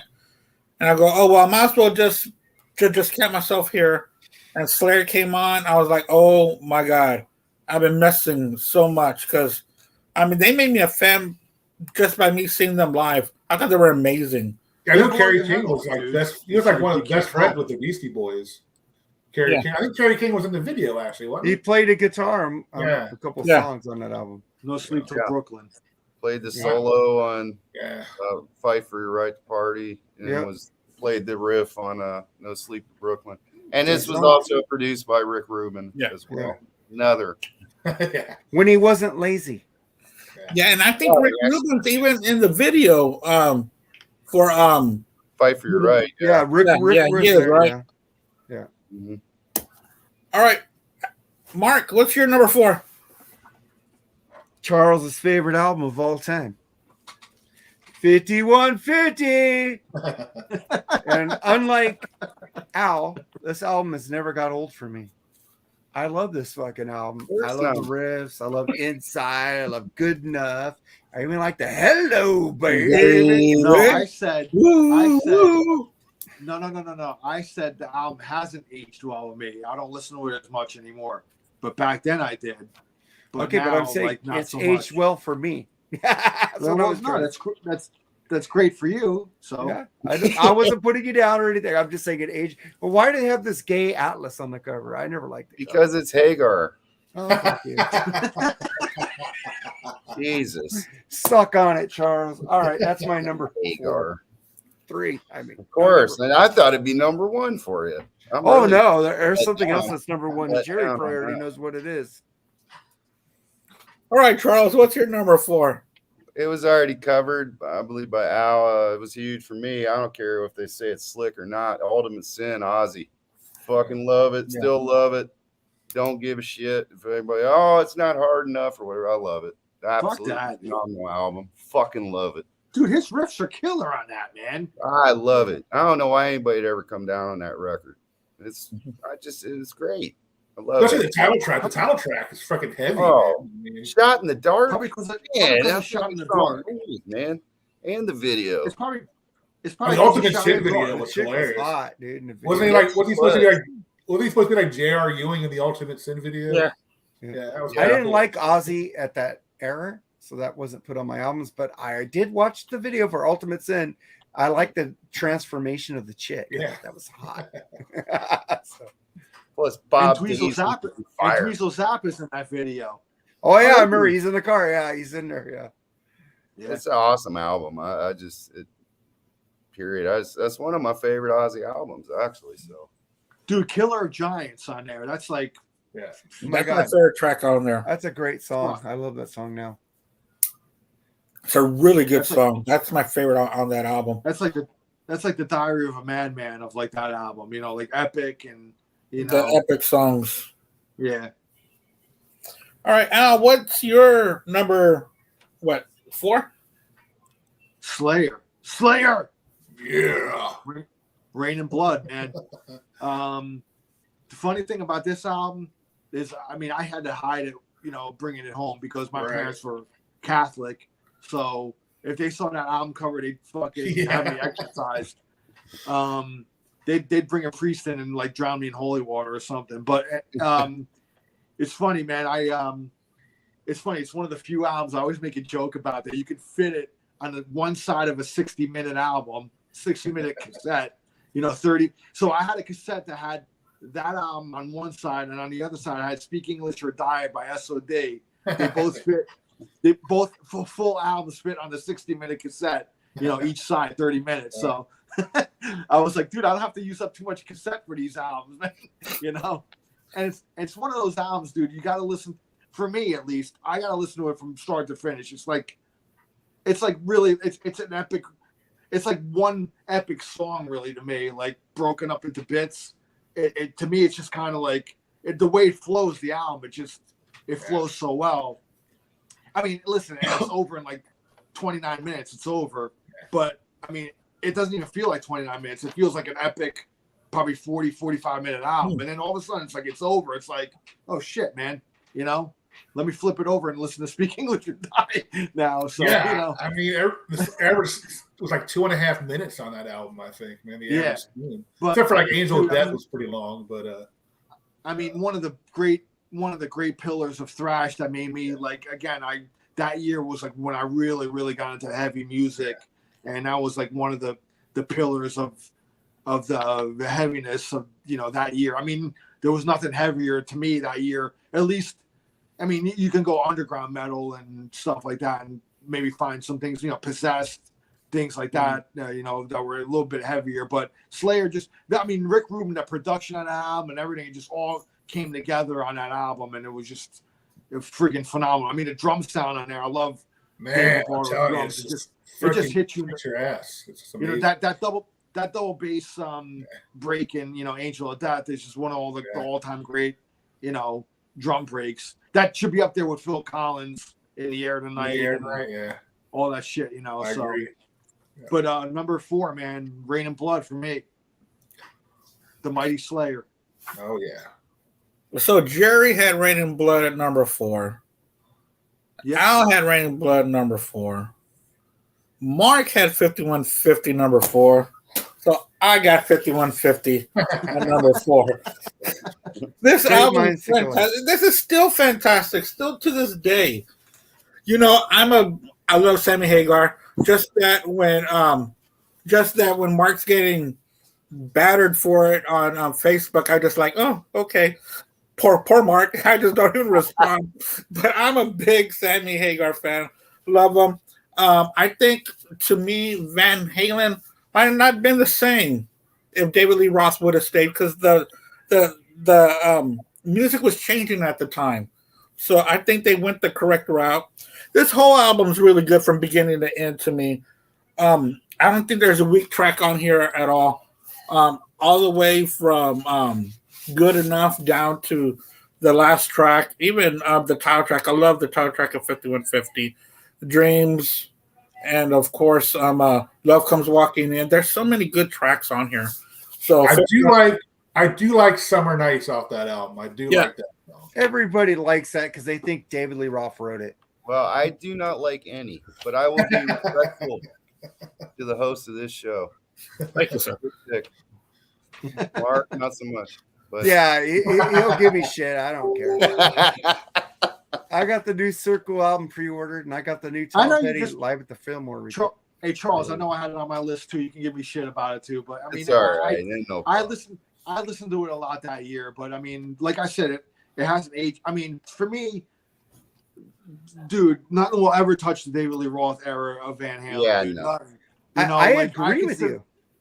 I consider them two different bands, and this is again? when we did the ranking of the Van Halen albums. All the Sammy albums were at the bottom for me. Nothing will ever touch the Dave era for me. But anyway, listen. I mean, I don't hate Sammy Hagar though, like some people do. But whatever, dude. I mean, it's just two different bands to me, man. You know, I love Sammy's solo stuff. I love his solo. Sammy's lyrics can never ever even touch Dave's lyrics, dude. Dave is just so clever in his lyric writing. Like, dude, it's not even a contest, you know. And Eddie was just a ripping guitar player, and he went a more melodic direction with Sammy, whatever, man. You know. Well, they had started moving that way with 84 anyway. I mean, really. Yeah, but thing is, to me, they're still one band. Just that they not the Sharon one, please. Please don't say that about the Sharon one. No. Hey, No. At least Sammy had balls and played some David Lee Roth songs. David Lee Roth has a fucking ego, and that new shit he's putting out right now is horrible. Stop. Oh, it's terrible. Yeah, it's terrible. Yeah, I agree with that. But Sharon did more Roth songs, though, to be fair. He did both. But I didn't care for him more. If I had to make a choice, I'd probably have to say Hagar. But, I'd hate that choice. Oh, but if I had to choose the Roth era or the Hagar era, I'm going to pick Roth easily. Yeah, I think I agree with you. 95% We all agree on that. But I like it, but I also like the Hagar albums as well. Except for the three David Lee Roth albums that are good. I like more Sammy solo more than David solo. Sammy puts out a lot of shit too, though, bro. He has the album "Living It Up" and 10 on a 12 scale or whatever. This Those new albums song suck. he's got out I hate is those albums. horrible. This new one he's got out. Now, I'm talking I about like the Roth six pack. I'm not talking about that piece of crap. A different kind of truth. That Oh, I album's love terrible. that I like album. different kind. You don't like that album? I don't like That it album's equal to the terrible, man. six. It's Every not time I equal. hear- Awesome album. Every time I hear that Tattoo song, man, it's just like, Oh yeah, that's Dude, go to Yeah. Chinatown, go to Baby Sweetie, nah, Baby dude. That's Sweetie Great Dog, album. go to I've fucking given- I've Stay given that album- Frosty. I've given that album so many chances, man. really, man. Eddie goes off on that album. God, he goes off. Blood and Fire. Oh my God, that album is amazing. There's not one bad song on it. Tattoo's the A lot of weakest bad one. songs. Wolfie's All right, bass back to- playing is phenomenal on Right, it. back to the too. list. It's great. Whatever. All right, unpopular opinion, but Yeah, Okay. you should go in that group of popular opinions. But You're very but popular. man, Eddie kicks ass on that album. I was so when I first put on A Different Kind of Truth, I was like, wow, fucking Eddie. I mean, it's Eddie. I mean, he can make a fart sound good, man. So Yeah, Well, the but album was brick walled. Maybe if they fixed the fucking brick wall, it'd sound better. I don't But know. That just it's a great had album, No though. chemistry. The tour was terrible. They sounded like shit. At least Dave did anyway. But I don't know. yeah, I went to that tour and yeah, he did sound bad, but my wife loved that tour because she loves David Lee Roth. I enjoyed it. Cool. I mean, I can feel the tomatoes being thrown at me right now, but you know, No, of course I got not. to be honest. But thing is, man, he still did the kicks and Oh, dude, I was so looking forward to that album too, man. And when I heard it, it was Yeah. I So- fucking Yeah, but loved it. Look, I'm gonna jump in and just say Yeah. Tattoo was the worst choice as the first single. Oh, yeah. To me, that- It was. I to me, agree that- with you.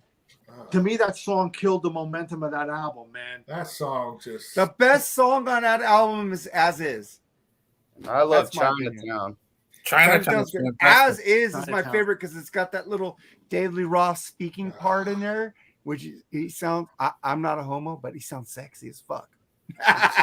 But the thing is that you're right, Al. They could have chosen any other lead single for that.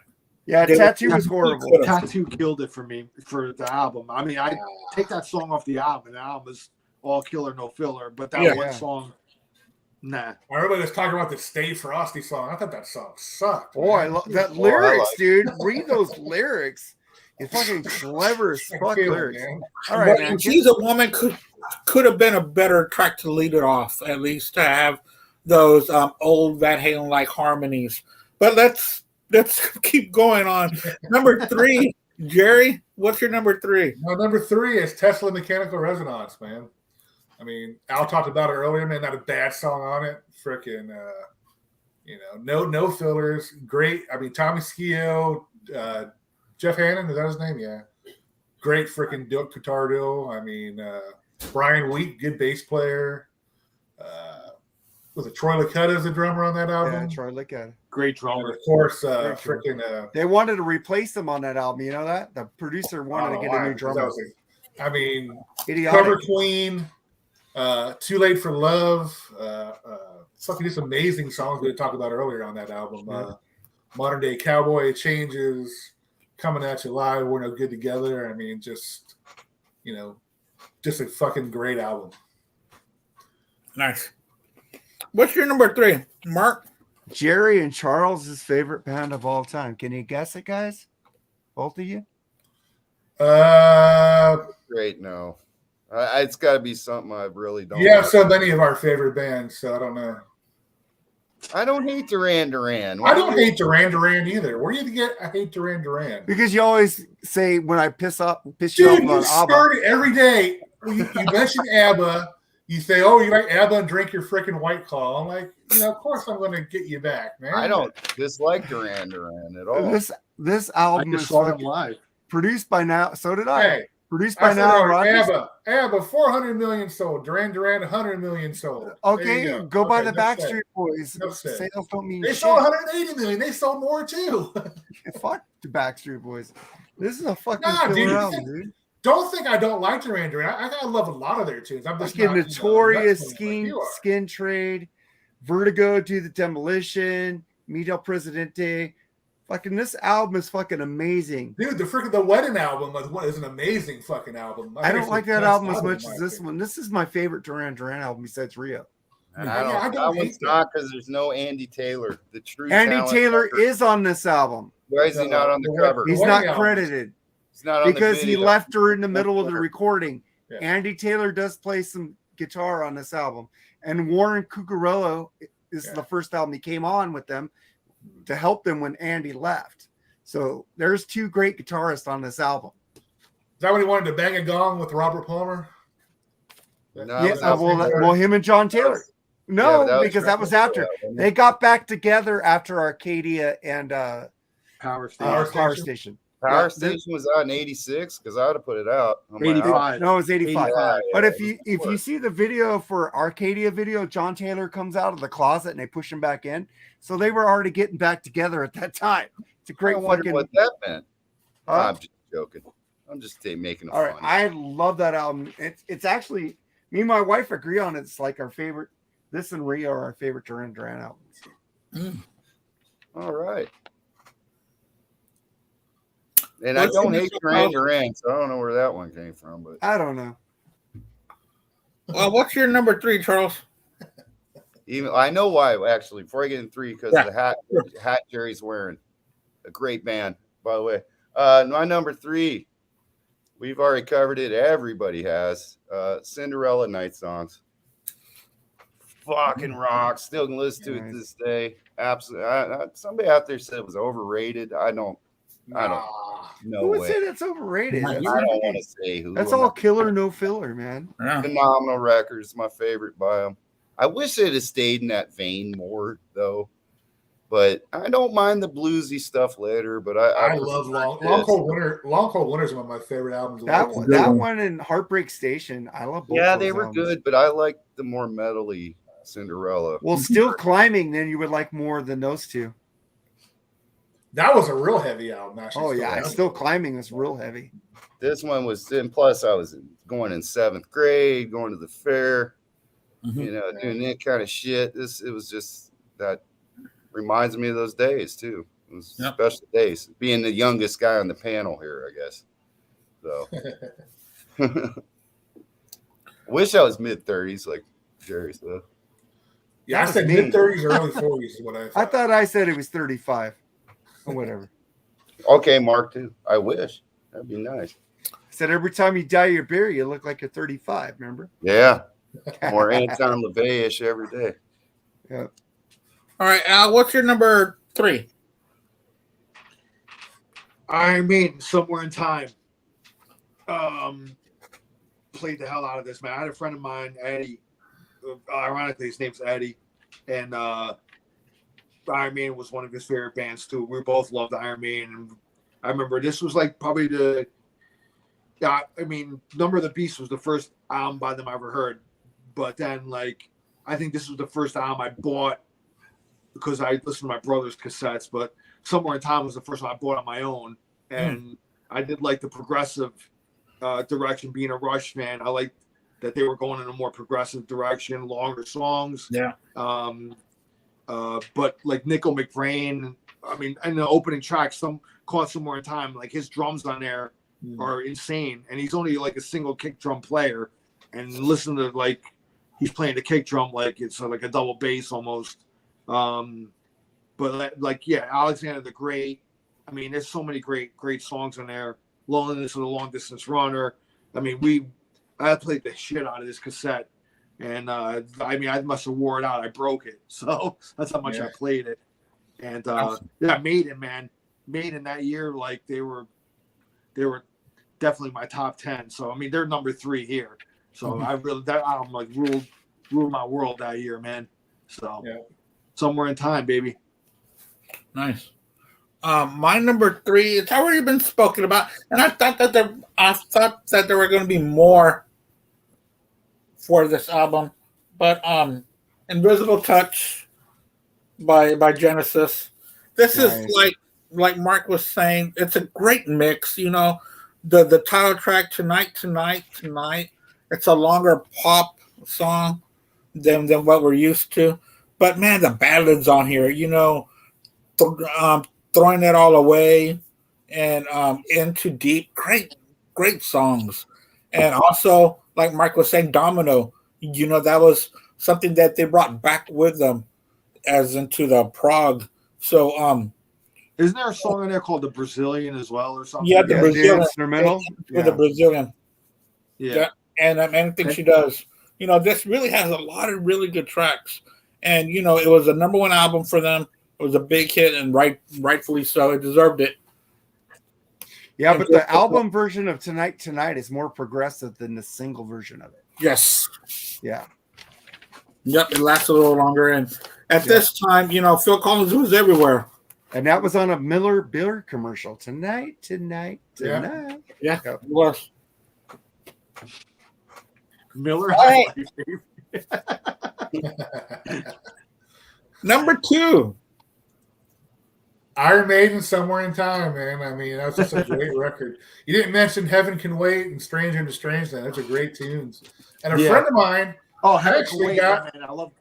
I loved Heaven Can Wait, man. Yeah, a friend of mine, actually, I was tough to say that, got to go on stage and do the whoa with them, and thought that was kind of cool as hell. Oh yeah. But yeah, that album was great. Alexander the Great, The Loneliness of the Long Distance Runner. I mean, even Wasted Years, overplayed, but still a great song, man. I mean, I wish I would have seen them on that tour, man. Yeah, it was good.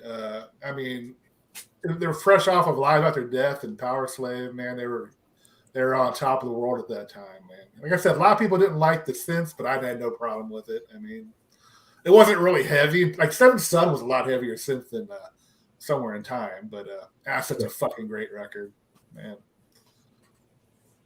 I love Maiden. I love all incarnations of Maiden, even freaking Blaze. Ew. I know you're a huge Maiden fan. I like the Blaze songs when Bruce sings them. The Klansman and stuff like that. Yeah, did he do that song? Yeah, he did the Klansman. He did 2 songs by Blaze when I saw him last Thursday, and they were amazing. Blaze has a great voice. I mean, he doesn't really have a great Maiden voice, but he can sing, man. I mean, it's just that people didn't want someone. It was like when Gary Sharon joined Van Halen, I guess. I don't know. Gary Sharon was better in Extreme. I just think his voice wasn't compatible with Maiden. That's my opinion. I can see that, but it doesn't mean he doesn't have a great voice. I mean, it just didn't. By the way, mesh if anybody well can tell me with how to Maiden. get the fucking vinyl of Dance to Death, let me know. It's the only one I don't have and I need. I could find it. I always find these shits for you somewhere. Do it, man, if you can. Oh, That's not like yeah. $300 either, okay? Well, I know that. I look between the range of 50 and below. Yeah. They do that. I'll pay $50 for it if I can. I know you would. That's why I said I'll look for the 50. I'm a completist. You man. should ask Kate. See if she Maiden, Kiss. I'm just a completist. Zeppelin, Floyd. I'm just a completist with those bands. Yeah, my Floyd remaster box set comes on Friday. Oh, and wait, if you haven't heard it yet, wait till you. Oh, dude. Oh, it's killer. I don't want to hear it till I get my CD and my vinyl. Ooh, it's good. Damn, it's good. What, the Animals? Yeah. Yeah. Oh, it's great. I need to get it too, man. Oh, Yeah, man. I pre-ordered it, but it doesn't come out to the 7th of October or something. Mine's due on the 11th, man. I always get the shit late and everybody. You got else. you went and bought it from Walmart like an idiot. You buy 2 copies. Well, I saw it sitting there, and I wanted to hear it so bad, so I fucking grabbed it. Well, man. don't you have like streaming, like Charles there? Yeah, but I don't like listening too much. I like listening to it on vinyl and shit like that. That sounds better, Just man. asking. Even on If it sounds streaming, good on vinyl, man, it's gonna sound good. even anyway. on streaming, you would hear the difference. I Yeah. promise. Yeah. Oh wow, really? Because I haven't even Yeah. popped in the. Well, maybe you could sell your copy to freaking Andy right there. You're right. No, I'll probably go sometime this weekend and pick it up because I've been wanting to get it. I just haven't gone to the store. Yeah, you did a great job on it. I'm telling you. I'm So I'm gonna check that out. I'm looking to get the Blu-ray Animals because I want the surround mix of it. So Yeah, I got the box set. That it's like 60 That's what I'm getting bucks. too. Yeah. Yeah, it has the vinyl, the Blu-ray, the DVD, whatever. It has everything. Dude, I paid $110 for that on Amazon. It's down to $61. That's what I got it for. Well, you know what? Amazon will price match when you get it, dude. Oh, will it? Maybe I should. Oh yeah, they That's all. what If I you did. pre-order something, they go down to the lowest price. Yeah, I mean, $61 for that's a steal. Dude. You'll be I mean, fine, dude. Yeah. Trust me. And also, Amazon's going to have a big sale next weekend, so it might be even lower than that weekend. What's your number 2, Mark? Shot to the heart. You're to blame, darling. You give love a bad name. Yes. Still loud and proud, huh? Oh, I don't fucking. I have no guilty pleasures. Do you guys know this already? I love Wham and Aha. You guys like ABBA. You guys like ABBA, so He likes That's that, the but he just won't admit it. That's He- who I- no. I can't stand ABBA, dude. When I saw them on Saturday Night Live, what in their first season, I go, "Who? Oh God, this sucks." But I fucking love this album. I still love this album. I wish they would have put the original Big Booby Girl on here, though. Yeah. God, that would be a great Oh, album. with that yellow top. I'll Yeah. never deny the Yeah, impact like that that. album had. Of course, it was a major player at the time. So Yeah. Dude, I still listen to this today. I'm not burned out of it at all. the only Bon Jovi song that I really ever liked was a cover, and it's "She Don't Know Me." I mean, that's the only song I really liked by him. I don't did. think he ever does I that made. live, does I he? think I made Lee do a review of this album. Yeah. He hated Really? it, but he Never he Say Goodbye is a did. good Go look song. at the Freeform Rock podcast. He did a review with me. He Wow. actually got his street cred back because he liked These Days, but he didn't like this album as much. So, I actually liked "It's My Life." I actually like that song kind of too. I Well, that's still not- like Wanted Dead or Alive. Period. I mean, that's Yeah. a cool song. But I was never huge on Bon Jovi. I don't talk bad about him or anything. You know, my he's- favorite is 7800 Fahrenheit though, and Bounce. Oh, "In and Out of Love." That's a good song too. Oh, yeah. He does that. Silent Night, dude. Yeah. Silent Night rules. That's too whiny. I don't Love that song. Also, like, she's a little runaway. Tokyo Road, dude. You don't like Tokyo Road either? It's okay. You know, it's not. It's not Wham or shit like that. Dude, George Michael's a fucking genius. Stop your Wham hate. The only dead weight in that band was Andrew Ridgely. All right. Aha has one song. Aha, in America, in Europe, they're huge. Go See how watch their. selective that is. If I say Go, something about in you English, guys are all English into the people, MTV but Unplugs, right? You guys are all into the MTV Unplugs. Go watch MTV Unplug. Aha, Europe. Fucking, it's amazing. What is it? 1 hour of Take on Me? No, they do The Sun Always Shines on TV. They do There- Cozy is that- Prisons. They Hey, do Mark. everything from their catalog. Is that what I I saw? can't wait. I saw a really slow version of "You Take on Me" on YouTube. Is that part of that show? It's like a real. Just Yeah, really it's an piano. acoustic version I've been putting up It for didn't years. sound bad. It sounded Dude, better than you the should actual hear original. The Sun Always Shines on TV. You should hear freaking No, Cozy I don't Prisons, think I should, but I mean, Annaleak. sure. Their fucking albums are amazing. Foot of the Mountain. They haven't released. They have a movie out right now too. Ooh. The soundtrack. Dude, they are huge Shit, in I'm Europe. there, man. America sucks. They Really? bail on their bands, dude. Really? Yeah, Europe and Japan rule. Oh. 'Cause- Unless it's a band I like, then they're stupid. But if No, it's a because band you like, America they're goes smart. to the next hip hop Come on. and pop fashion. They give up on the rock bands and the freaking new wave bands very easily. They're This is in what I have the to listen Cardi, to they're in all the day Cardi on the B Facebook page. and the Yeah, Backdoor that's enough. Boys. Aha's great. Yeah. They're Number tremendous, the ones that- number 2. My number 2, Oh. we've already covered it, most of us, I think. And I'm wearing the shirt. Slayer, Rain and Blood, one of the greatest fucking thrash band albums ever made. It's on. it's Jesus saves. Holy shit. I mean, it's like up here, it's just one of the greatest albums ever made, period. And those that don't think that, I don't know what to say for them. They You probably don't like have to say Aha. for me. Yeah. I like way better than Slayer. Slayer rules, and that's still my favorite album by them. Hey, people agree Oh, with yeah, me. The by early far. Slayer has no groove. Thank you. That and Hell Awaits are fucking great. Rain and Blood. I mean, South of Heaven started getting a little. It wasn't a great album all the way through. Seasons of the Abyss is pretty killer too. That was good too. Yeah. Rain in the Blood though. Rain in Blood and Hell Awaits, man. You can't beat that. No. Awesome. Good pick. Number 2, Al. Well, we're going back to Rick Rubin here. You couldn't walk into a house party and not hear this album being played. You couldn't. You hear a car going down the street, not pumping this album with the fucking bass and all that shit. It's got to be Licensed to Ill, Beastie Boys, man. I mean, what house party? Like, Phil.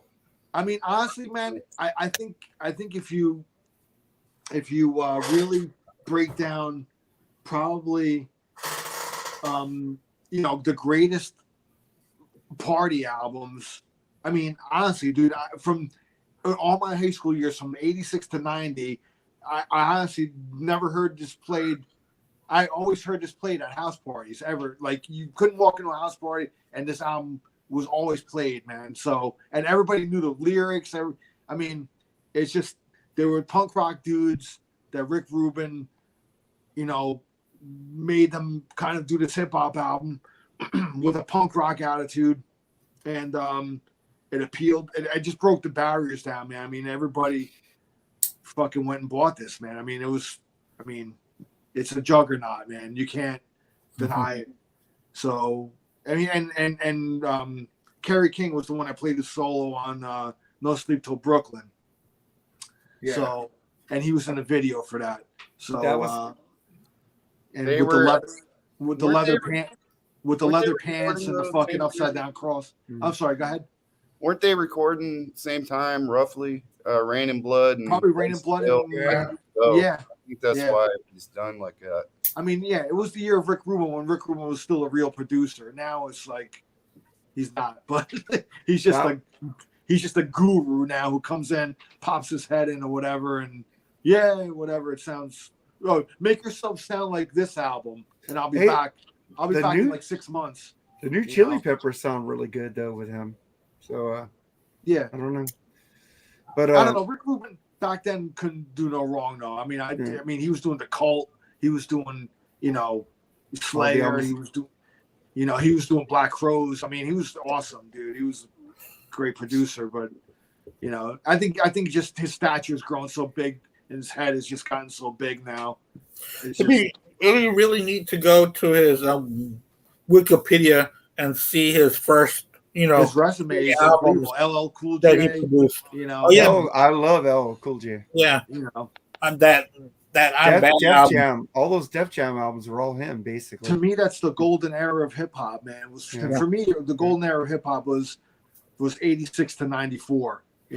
Those years were the best. After that, I can do without, but sporadically, there's some good shit here and there. But and going back to Beastie Boys, I mean, obviously they go on to, for me, they went on and did greater things. Yeah, Paul's Boutique is my favorite as well. Yeah, Check Your Head's amazing. Yeah, Ill Communication. Ill Communication is my favorite. But you can't deny License to Ill, man. I mean, the impact that it had, and it was just, forget it, man. I mean, on my high school years, like I said, I had a lot of great times associated with that album, so it's got to be my number 2. And it doesn't age. And it doesn't age. I mean, I didn't pick that album. But it's on my also stuff, so I won't have to say it later. That's on like other albums. But that was my first CD. That with Dokken Breaking the Chains. Wow. So I bought those I bought Beastie Boys when it came out. Dokken was already old by then because they didn't have the Beatles Abbey Road on CD back then because the Beatles weren't on CD when CDs first came out because there was a little blah, blah, blah with them. So I bought Beastie Boys and freaking Dokken Breaking the Chains. My number 2, I'm going to agree with one of y'all, and it's going to be Slippery When Wet. This is who Cinderella was opening up for. I knew it. This one here. Well, I had them on my list. They're just way lower. Yeah. Yep. Oh yeah, he did. But the songs on here, Let It Rock, just like we talked about, You Give Love a Bad Name, Living on Prayer, Social Disease, Wanted, Dead or Alive. And the song you were thinking about, Al, was Raise Your Hands. Raise your hands. That's from Baseballs. Baseballs. Yeah, and Without Love is a really good song too. Yeah. Without Love, I Die for You, Never Say Goodbye, and Wild in the Streets. I read every song on there. It's a fantastic album. So that's why I have it at number 2. Slippery When Wet. Can I just jump in real quick? Yeah, sure. What's up? I'm just wondering if this number one's going to be a clean sweep. I think it is. Yeah. I think it might be. I don't think it is because some of you guys already picked my number one. Okay. Oh, and it's not. I'm pretty sure the rest of us got the same. Yeah, I'm pretty sure. Jerry should know what my number one is, but So let's see what everybody has at number 1. I thought that was I think Mark's number one is Tesla. Go ahead. I don't know. We'll find Go ahead, out. Jerry. Yeah, let's wait. It's All right. Aha, unplugged. Jerry. 0.1. All Just Come on, joking. there's no denying It's the best Madonna album True of the Blue, year. people. Come on. There you go. It's Master of Puppets by 1,000 fucking miles, dude. Definitely the best album freaking of that by far in that whole year, man. I'm assuming we should let Mark go last on this round. 'Cause I'm worried. You know, Well, like I let said, it go, man. there's some bands in '86 that I wasn't listening to. I mean, Orion is one of the greatest freaking instrumentals of all time. I mean, Sanitarium, Battery, Master of Puppets. I mean, Leopard Messiah. I mean, it's just fucking loaded with fucking thrash gems. Now, I was talking to Andy, and he also was talking to yesterday about, we wonder what direction Metallica would have went if Cliff was still alive, you know? They still would have changed. Do you think Cliff would have put the eye makeup on? I can't picture Nope. that. Doing Nope. I think Cliff was more into jazzy stuff, dude. Yeah, I don't know if the Black Album would have been made. I don't think that would know. have been. I think that would have been made. Do you I not? don't know. now I know it's the Lars and James show. I know that, but Cliff would have had a lot more. No, but say Cliff, at that listen, it's the Lars and James show, but Cliff had a lot of influence on Yeah, what they that's what I did. mean. I don't. Okay, and what Cliff was really into, he was really into Southern rock. Yeah. He was really so. I think this is my theory. They still would have changed. I still think they would. I still think they would have kind of made something along the lines of Load, but with more edge to it. And they would have never. I mean, at least Cliff would have never cut his hair. I was gonna say, put that black Cliff would have eyeliner never on. wore. I don't know, man. Cliff would have never wore makeup. And the Cliff would have never probably allowed them to do the pictures that they did for that album. I mean, listen, time marches on, things change.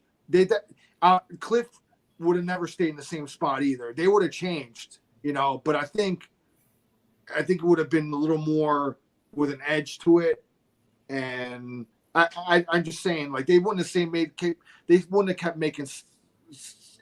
kept making, you know, Master of Puppets over and over.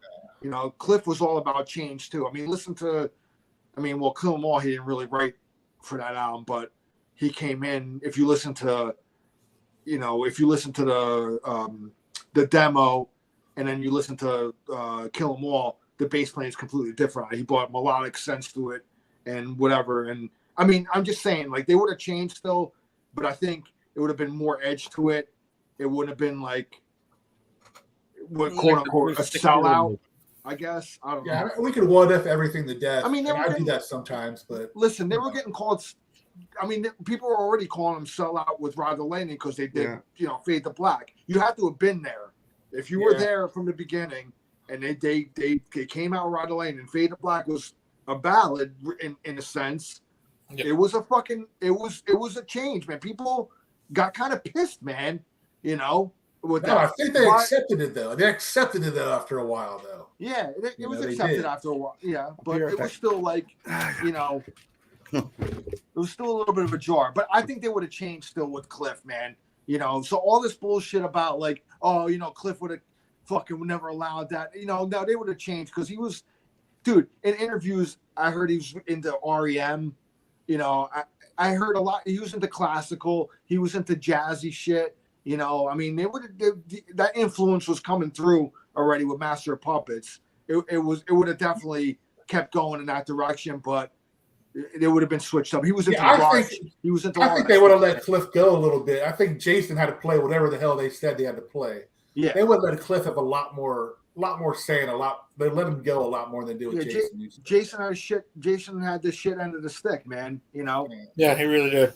He was in a no-win situation, right. but it's like Sammy joining Van Halen. Whoever's going to join Van Halen, nobody's going to like. You know what I mean? So I can sympathize. I got a lot of respect for Jason Newsted, though. I do too. I loved him with Jason. To me, he was the most metal guy in that band that when he went into the '90s and shit, he kept that attitude.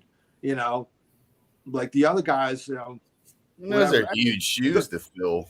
I mean, huge shoes to fill. And he didn't try to be a Cliff clone, you know. He was his own person, which I respect, you know. So anyway, that album was a game changer, man. It still is today. And I still think Metallica has another one of those left in them. And I hope they come out with one soon. Hardwired was great. Hardwired is pretty close. It was close. It's better than the last two, but I love Death Magnetic also. Death Magnetic was awesome. Loved it. But it was great album though. Did you guys hear the EP Beyond Magnetic, The Leftovers? That was a great one too. That was awesome. Master of Puppets rules, man. Fucking great. Yeah. I agree with you guys. So Mark, what's your number one? My number one, because I will get into my Oslos later. Jerry should have known this, and Al already called it. Great album, man. I love that album, dude. I played the fuck out of this tape. A lot of songs on my list for tomorrow. It was one of the clear ones. I'll probably have nothing off Shock, but I don't know, maybe one. But this album, every band has a clunker in their catalog. Pretty much. They were the first. That was their first clunker for me, though. And that's I love Simplicity. Yeah, and that's much later on in their career too. Yeah, and I was like, damn, their last album was clunker. But the two new songs they released, like singles, I love them. So they're back to like, they even said Phil Collen fucked them up. At least Brian Wheat didn't, but the other four members did. But I love that album. That album, I can fucking jam that anytime, any day, any hour. Yeah, I agree. Fucking great. Yeah. Nice pick. What about you, Charles? What's your number one? Before I hit my number one, every band had a clunker but the Sex Pistols. Of course, they had one album. Metallica, Master of Puppets, by a landslide. One of the greatest albums ever made, by far. And my favorite Metallica album. And I don't care if it's trendy because of the TV show and the kids and shit. I knew it way before they did. I'm kind of glad they do know it. I'm not on that gatekeeping tip. I'm glad that it's back out there and doing great. Love it. Number one by Grand Canyon length. Yeah, I agree. Al, what's your number one, buddy? Master of Puppets, man.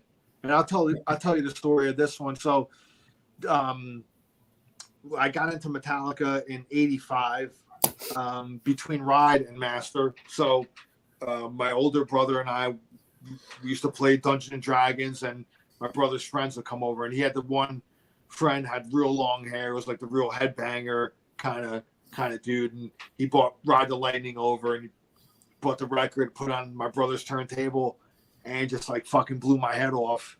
And I'm like, who the hell is this, man? You know? So this was in '85. So I anticipated when, you know, they were coming out with Master of Puppets, got it. And that album just ruled my life that year. I remember starting in September of that year. I started 9th grade. So we were all a couple of weeks into 9th grade. The tragic death of Cliff Burton. All us headbangers and metalheads, man. It was just like one of the dark days of our you know, music loving lives. And we were just like, dude, this band is over. Like, what are they gonna do? Like, you know, by that time it was like they were really rising in stature. I mean, they were like the top of the heap, you know, of all those extreme heavy bands, you know. So when we heard about that bus accident, man, I remember there was a radio station, a Seton Hall radio station here at WSOU, and they announced that, you know, they had died and it was a bus accident and everything. And it was just, you know, I remember going into school the next day and it was just like, you know, everybody was just like down about it, you know, that was into Metallica and stuff like that. So, but I mean, that album was just. Wasn't Kirk and Cliff fighting over that bunk too? Yeah, it could have been. It would have been Kirk, man, if it was, like they drew cards or whatever, and supposedly Cliff drew the ace of spades and wanted Kirk's bunk. That's the story, and I think Kirk actually had to go to therapy for that, man. Because I don't doubt that at all. Can you imagine? Can you imagine just living that your rest of your life like knowing that could have been me, dude? That's a hard thing to have on your shoulders, man. I'm sure, So, but I mean, Cliff's anniversary was just a few days ago. So, I always post every year on my Facebook page, long live Cliff and all that stuff. His dad is cool as hell, man. I love his dad too, man. Ray Burton was awesome, and then we lost him last year, and he kept Cliff's name alive, and props to Metallica too. I mean, they always kept his name, pretty much alive and stuff. So, but anyway, man, I mean, I miss Cliff Burton. He was the real deal. He's one of those guys that he told it like it is. He didn't lie. He was like, take me for who I am. I don't give a shit what you think. We do what we do. And, I think Metallica just, the heart and soul, when he died, I mean, it kind of went with them a little bit. I mean, I know they obviously fucking got bigger with the Black Album commercially and all that shit, but, they'll never, for me, I go up to And Justice too, because Justice, I love that album too. Mm-hmm. So to me, the first 4 albums are untouchable. And, but Master Puppets is actually Ride is my favorite out of all 4, but Master is just right there with it. And in 1986, that was the number 1 album for me. So I played the hell out of that. So that's my number 1. My number 1 is going to be Master Puppets Metallica. I didn't get into this album first. I did not get into this in 86. I got into it in 88, 89 because I was introduced to And Justice for All first. And then I moved my way back. But a lot of people were that, in that situation. Yeah, because of one, and then I moved back. But I know that I didn't listen to this in 86, but this is so damn good. I could not ignore it. I mean, it's one of the best albums of all time. It's in my my personal top 20, because I do have 20 of my personal favorites, and this is one of them. Metallica. It's such a great album. It starts off with Battery, Master Puppets, The Things That Should Never Be, Welcome Home, Sanitarium. That's one of the greatest side ones ever put together. It's great. And then Disposable Heroes on side 2, just as great. Leopard Messiah, Orion, Damage. I mean, dude, and there you go. It's all of great stuff. So my number 1 was also, I suggest that Orion, go on YouTube and listen to the bass only of that song, and you'll really hear the genius of Cliff, man.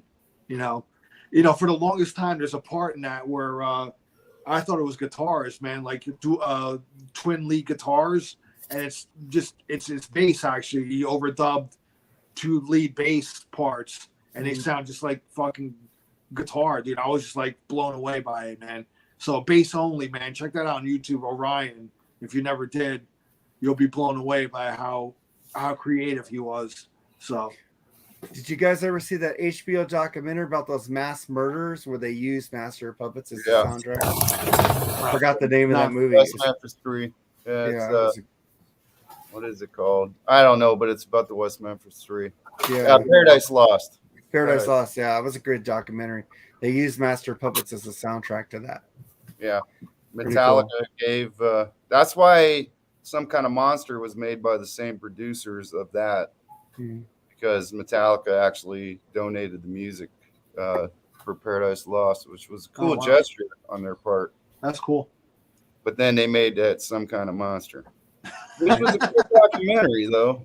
But at least we got to see the real side of Dave Mustaine, though.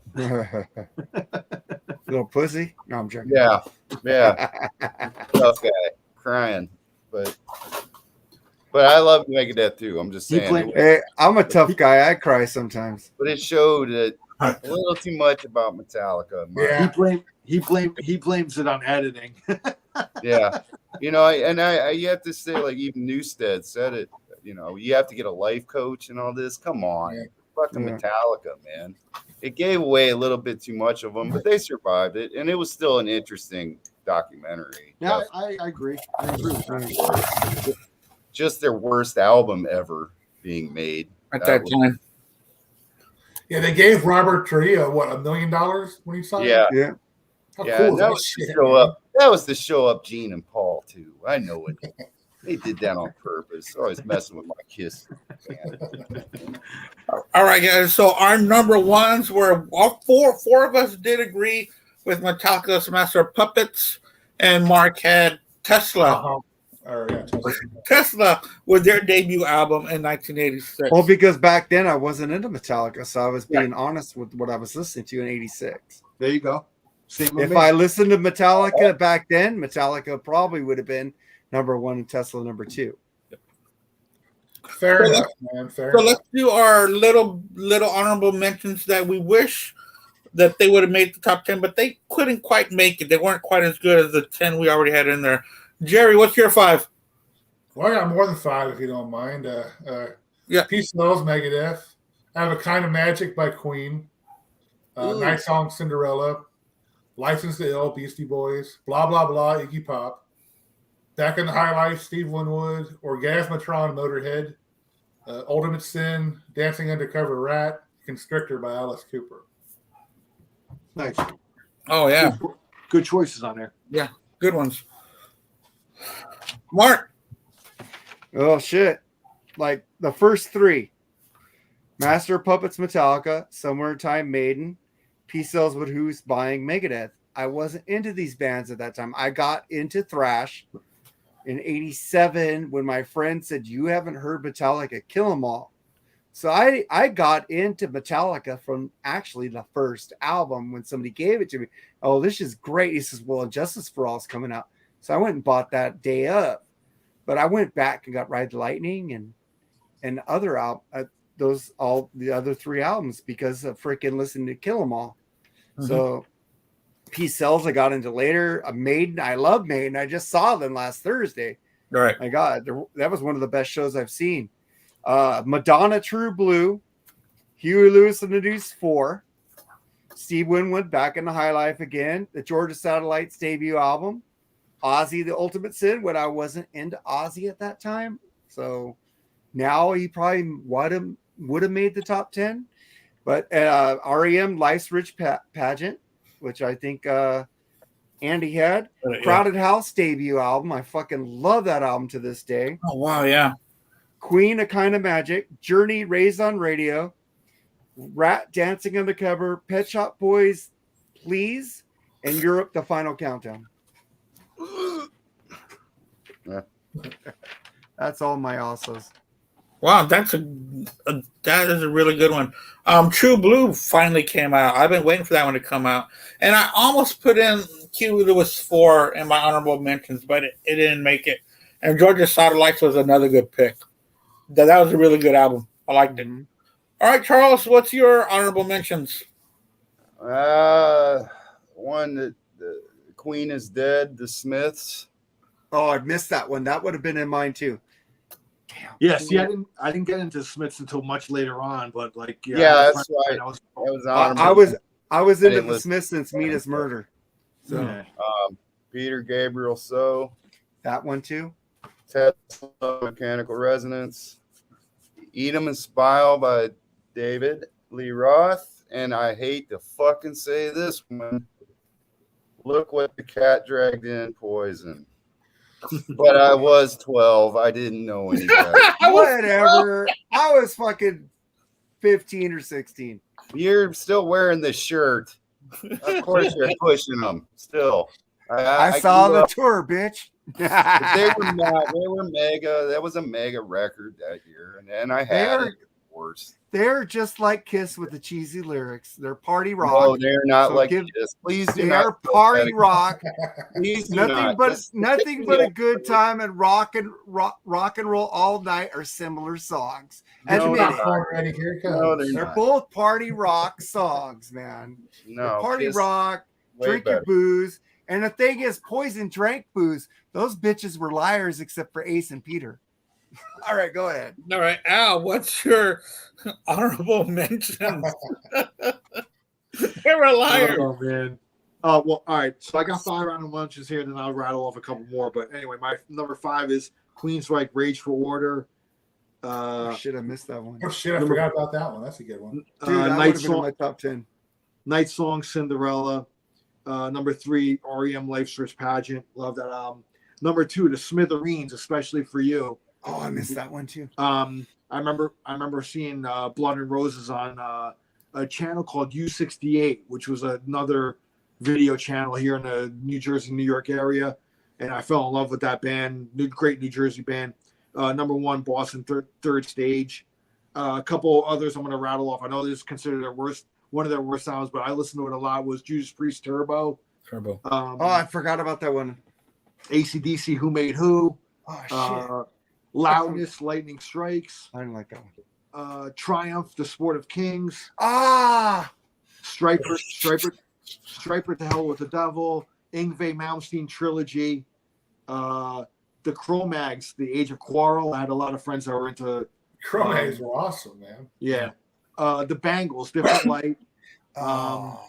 Candlemass, Epicus, Doomicus, Metallicus. Great album. Black Sabbath, 7 Star. Prince Parade. Queen of Kind of Magic. Bad Brains, Eye Against Eye. Peter Gabriel So. Paul Simon, Graceland. Janet Jackson, Control, and Rat Dancing Undercover. That was my long list. But you know what album hurt me the most that I forgot about was Triumph Sport of Kings. Yeah, I played that one so much back then, dude. But not the Love and Rockets album? I love the Love and Rock. It was Express Yeah. or Earth Sun. It was Missed that Express. one. I love Express, dude. And you missed the New Kids on the Block self-titled debut. I know didn't you had miss it that on your one. list. I didn't miss that one at all. Fuck boy bands. I'm going to start off with License to Ill by Beastie Boys. It just didn't quite make my list, but when it first came out, I didn't, it was okay, but lately it's really been growing on me. That bass, man, it's just fantastic. But Madonna, True Blue. I have that on vinyl too. I have all these on really vinyl great basically. Album, love it.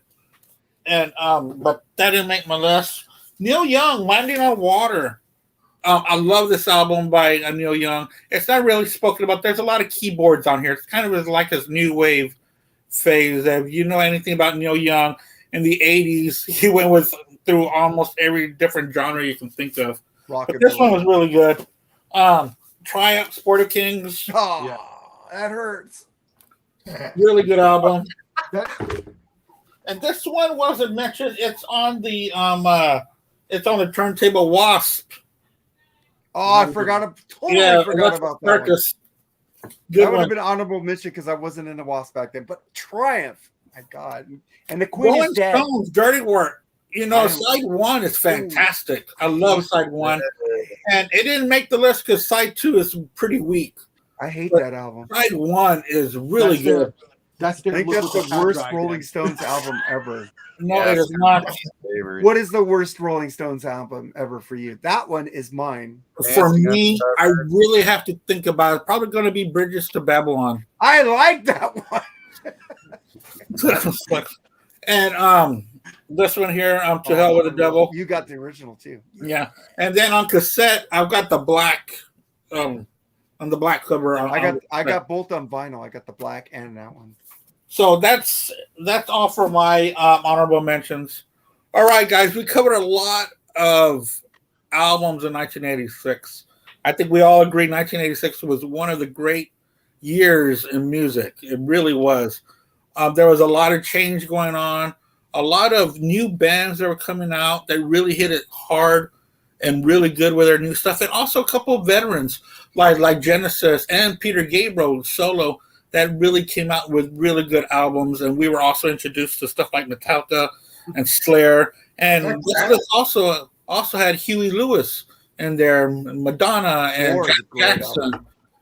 There was a big different genres that we all listened to. So that's what made this show great. So thank you very much. Thank you, everybody, for watching us out there and Facebook and on YouTube as well. And thank you so much, gentlemen, for joining me on this show. I really do appreciate the time y'all put into this, because making these lists are not easy. It does take time to do. So thank y'all very much. Charles, thank you so much for saying yes to being on your first episode of Black Spinner, and hopefully you'll do others with us. We really enjoy you.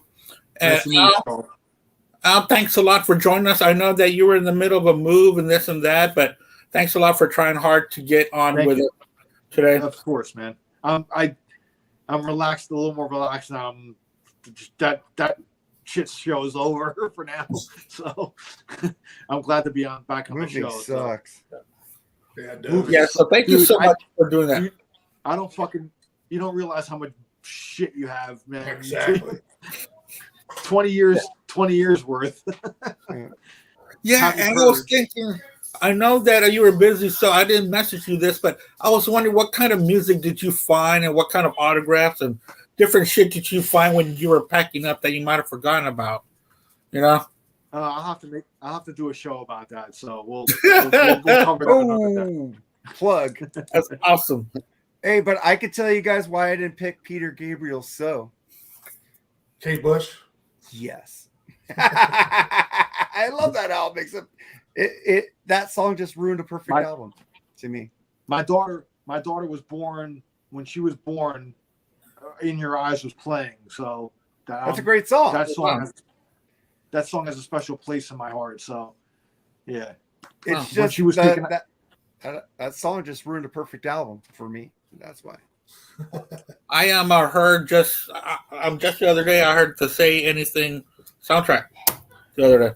Fantastic stuff. What do y'all need to plug in, Jerry? What do you got going on?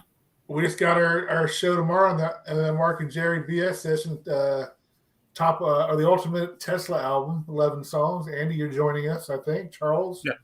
And Al, man, if you got nothing better to do tomorrow, man, think of a list, man. Come on. I think I might join you on that one, man. Do it, man. You're more than welcome, man. Just give Mark your.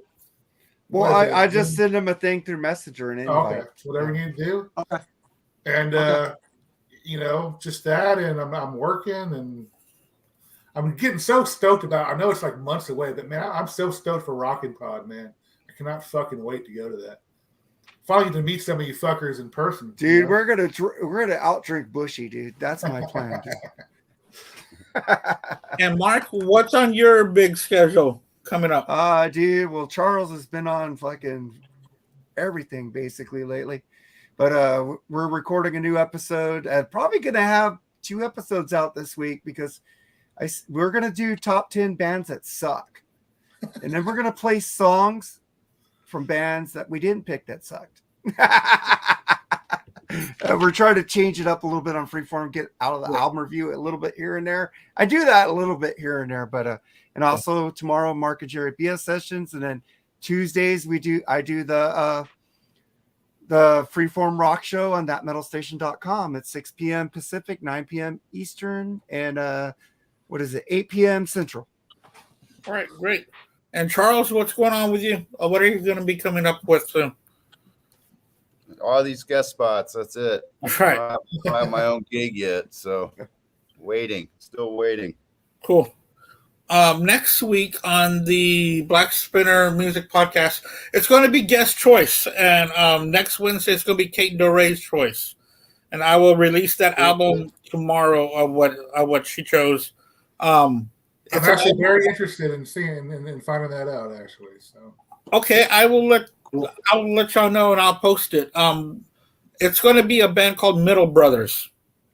Middle Brothers. Middle Brothers, and Middle Brothers is a Americana folk alternative band from the early 2000s. She spoke about this a couple of months ago, and I went ahead and heard them at the time. And I didn't know that she was going to choose it, but I love that album. I think it's a fantastic album that she chose. It'd be nice if y'all want to go ahead and try something different. The songwriting is fantastic. It's kind of gotta have a folky country flavor to it. It's got 3 lead vocalists from 3 different bands, so it's kind of a super group of that genre. So the band is called Middle Brothers. We'll be doing the the review track by track on that one next Wednesday at 8 p.m. You said middle, right? With an M, right? Not little, right? Middle, brother. Right. Middle, okay. Middle, yeah. So let me know if y'all want to be a part of that. I'll go ahead and post it tomorrow and let y'all know more about it. So that's what we're doing. And also, I got this idea for 2 more weeks. And I will explain that later on when that comes around. So from all of us to all of you, thank you so much. And y'all take care of each other and rock on, guys. Yeah. Bye. I will see y'all later. everybody. So I'll see all you guys tomorrow night. Then. Yeah, we'll see y'all tomorrow. All right. I'll send Al the link. I send 3 of you Send me guys. the link, man. I'll send you the link. Send me the link. I think I'm going to get in on it. Cool. Awesome. Sounds awesome. Good night. All right, guys. Good night. Good night, guys. Take care. Bye.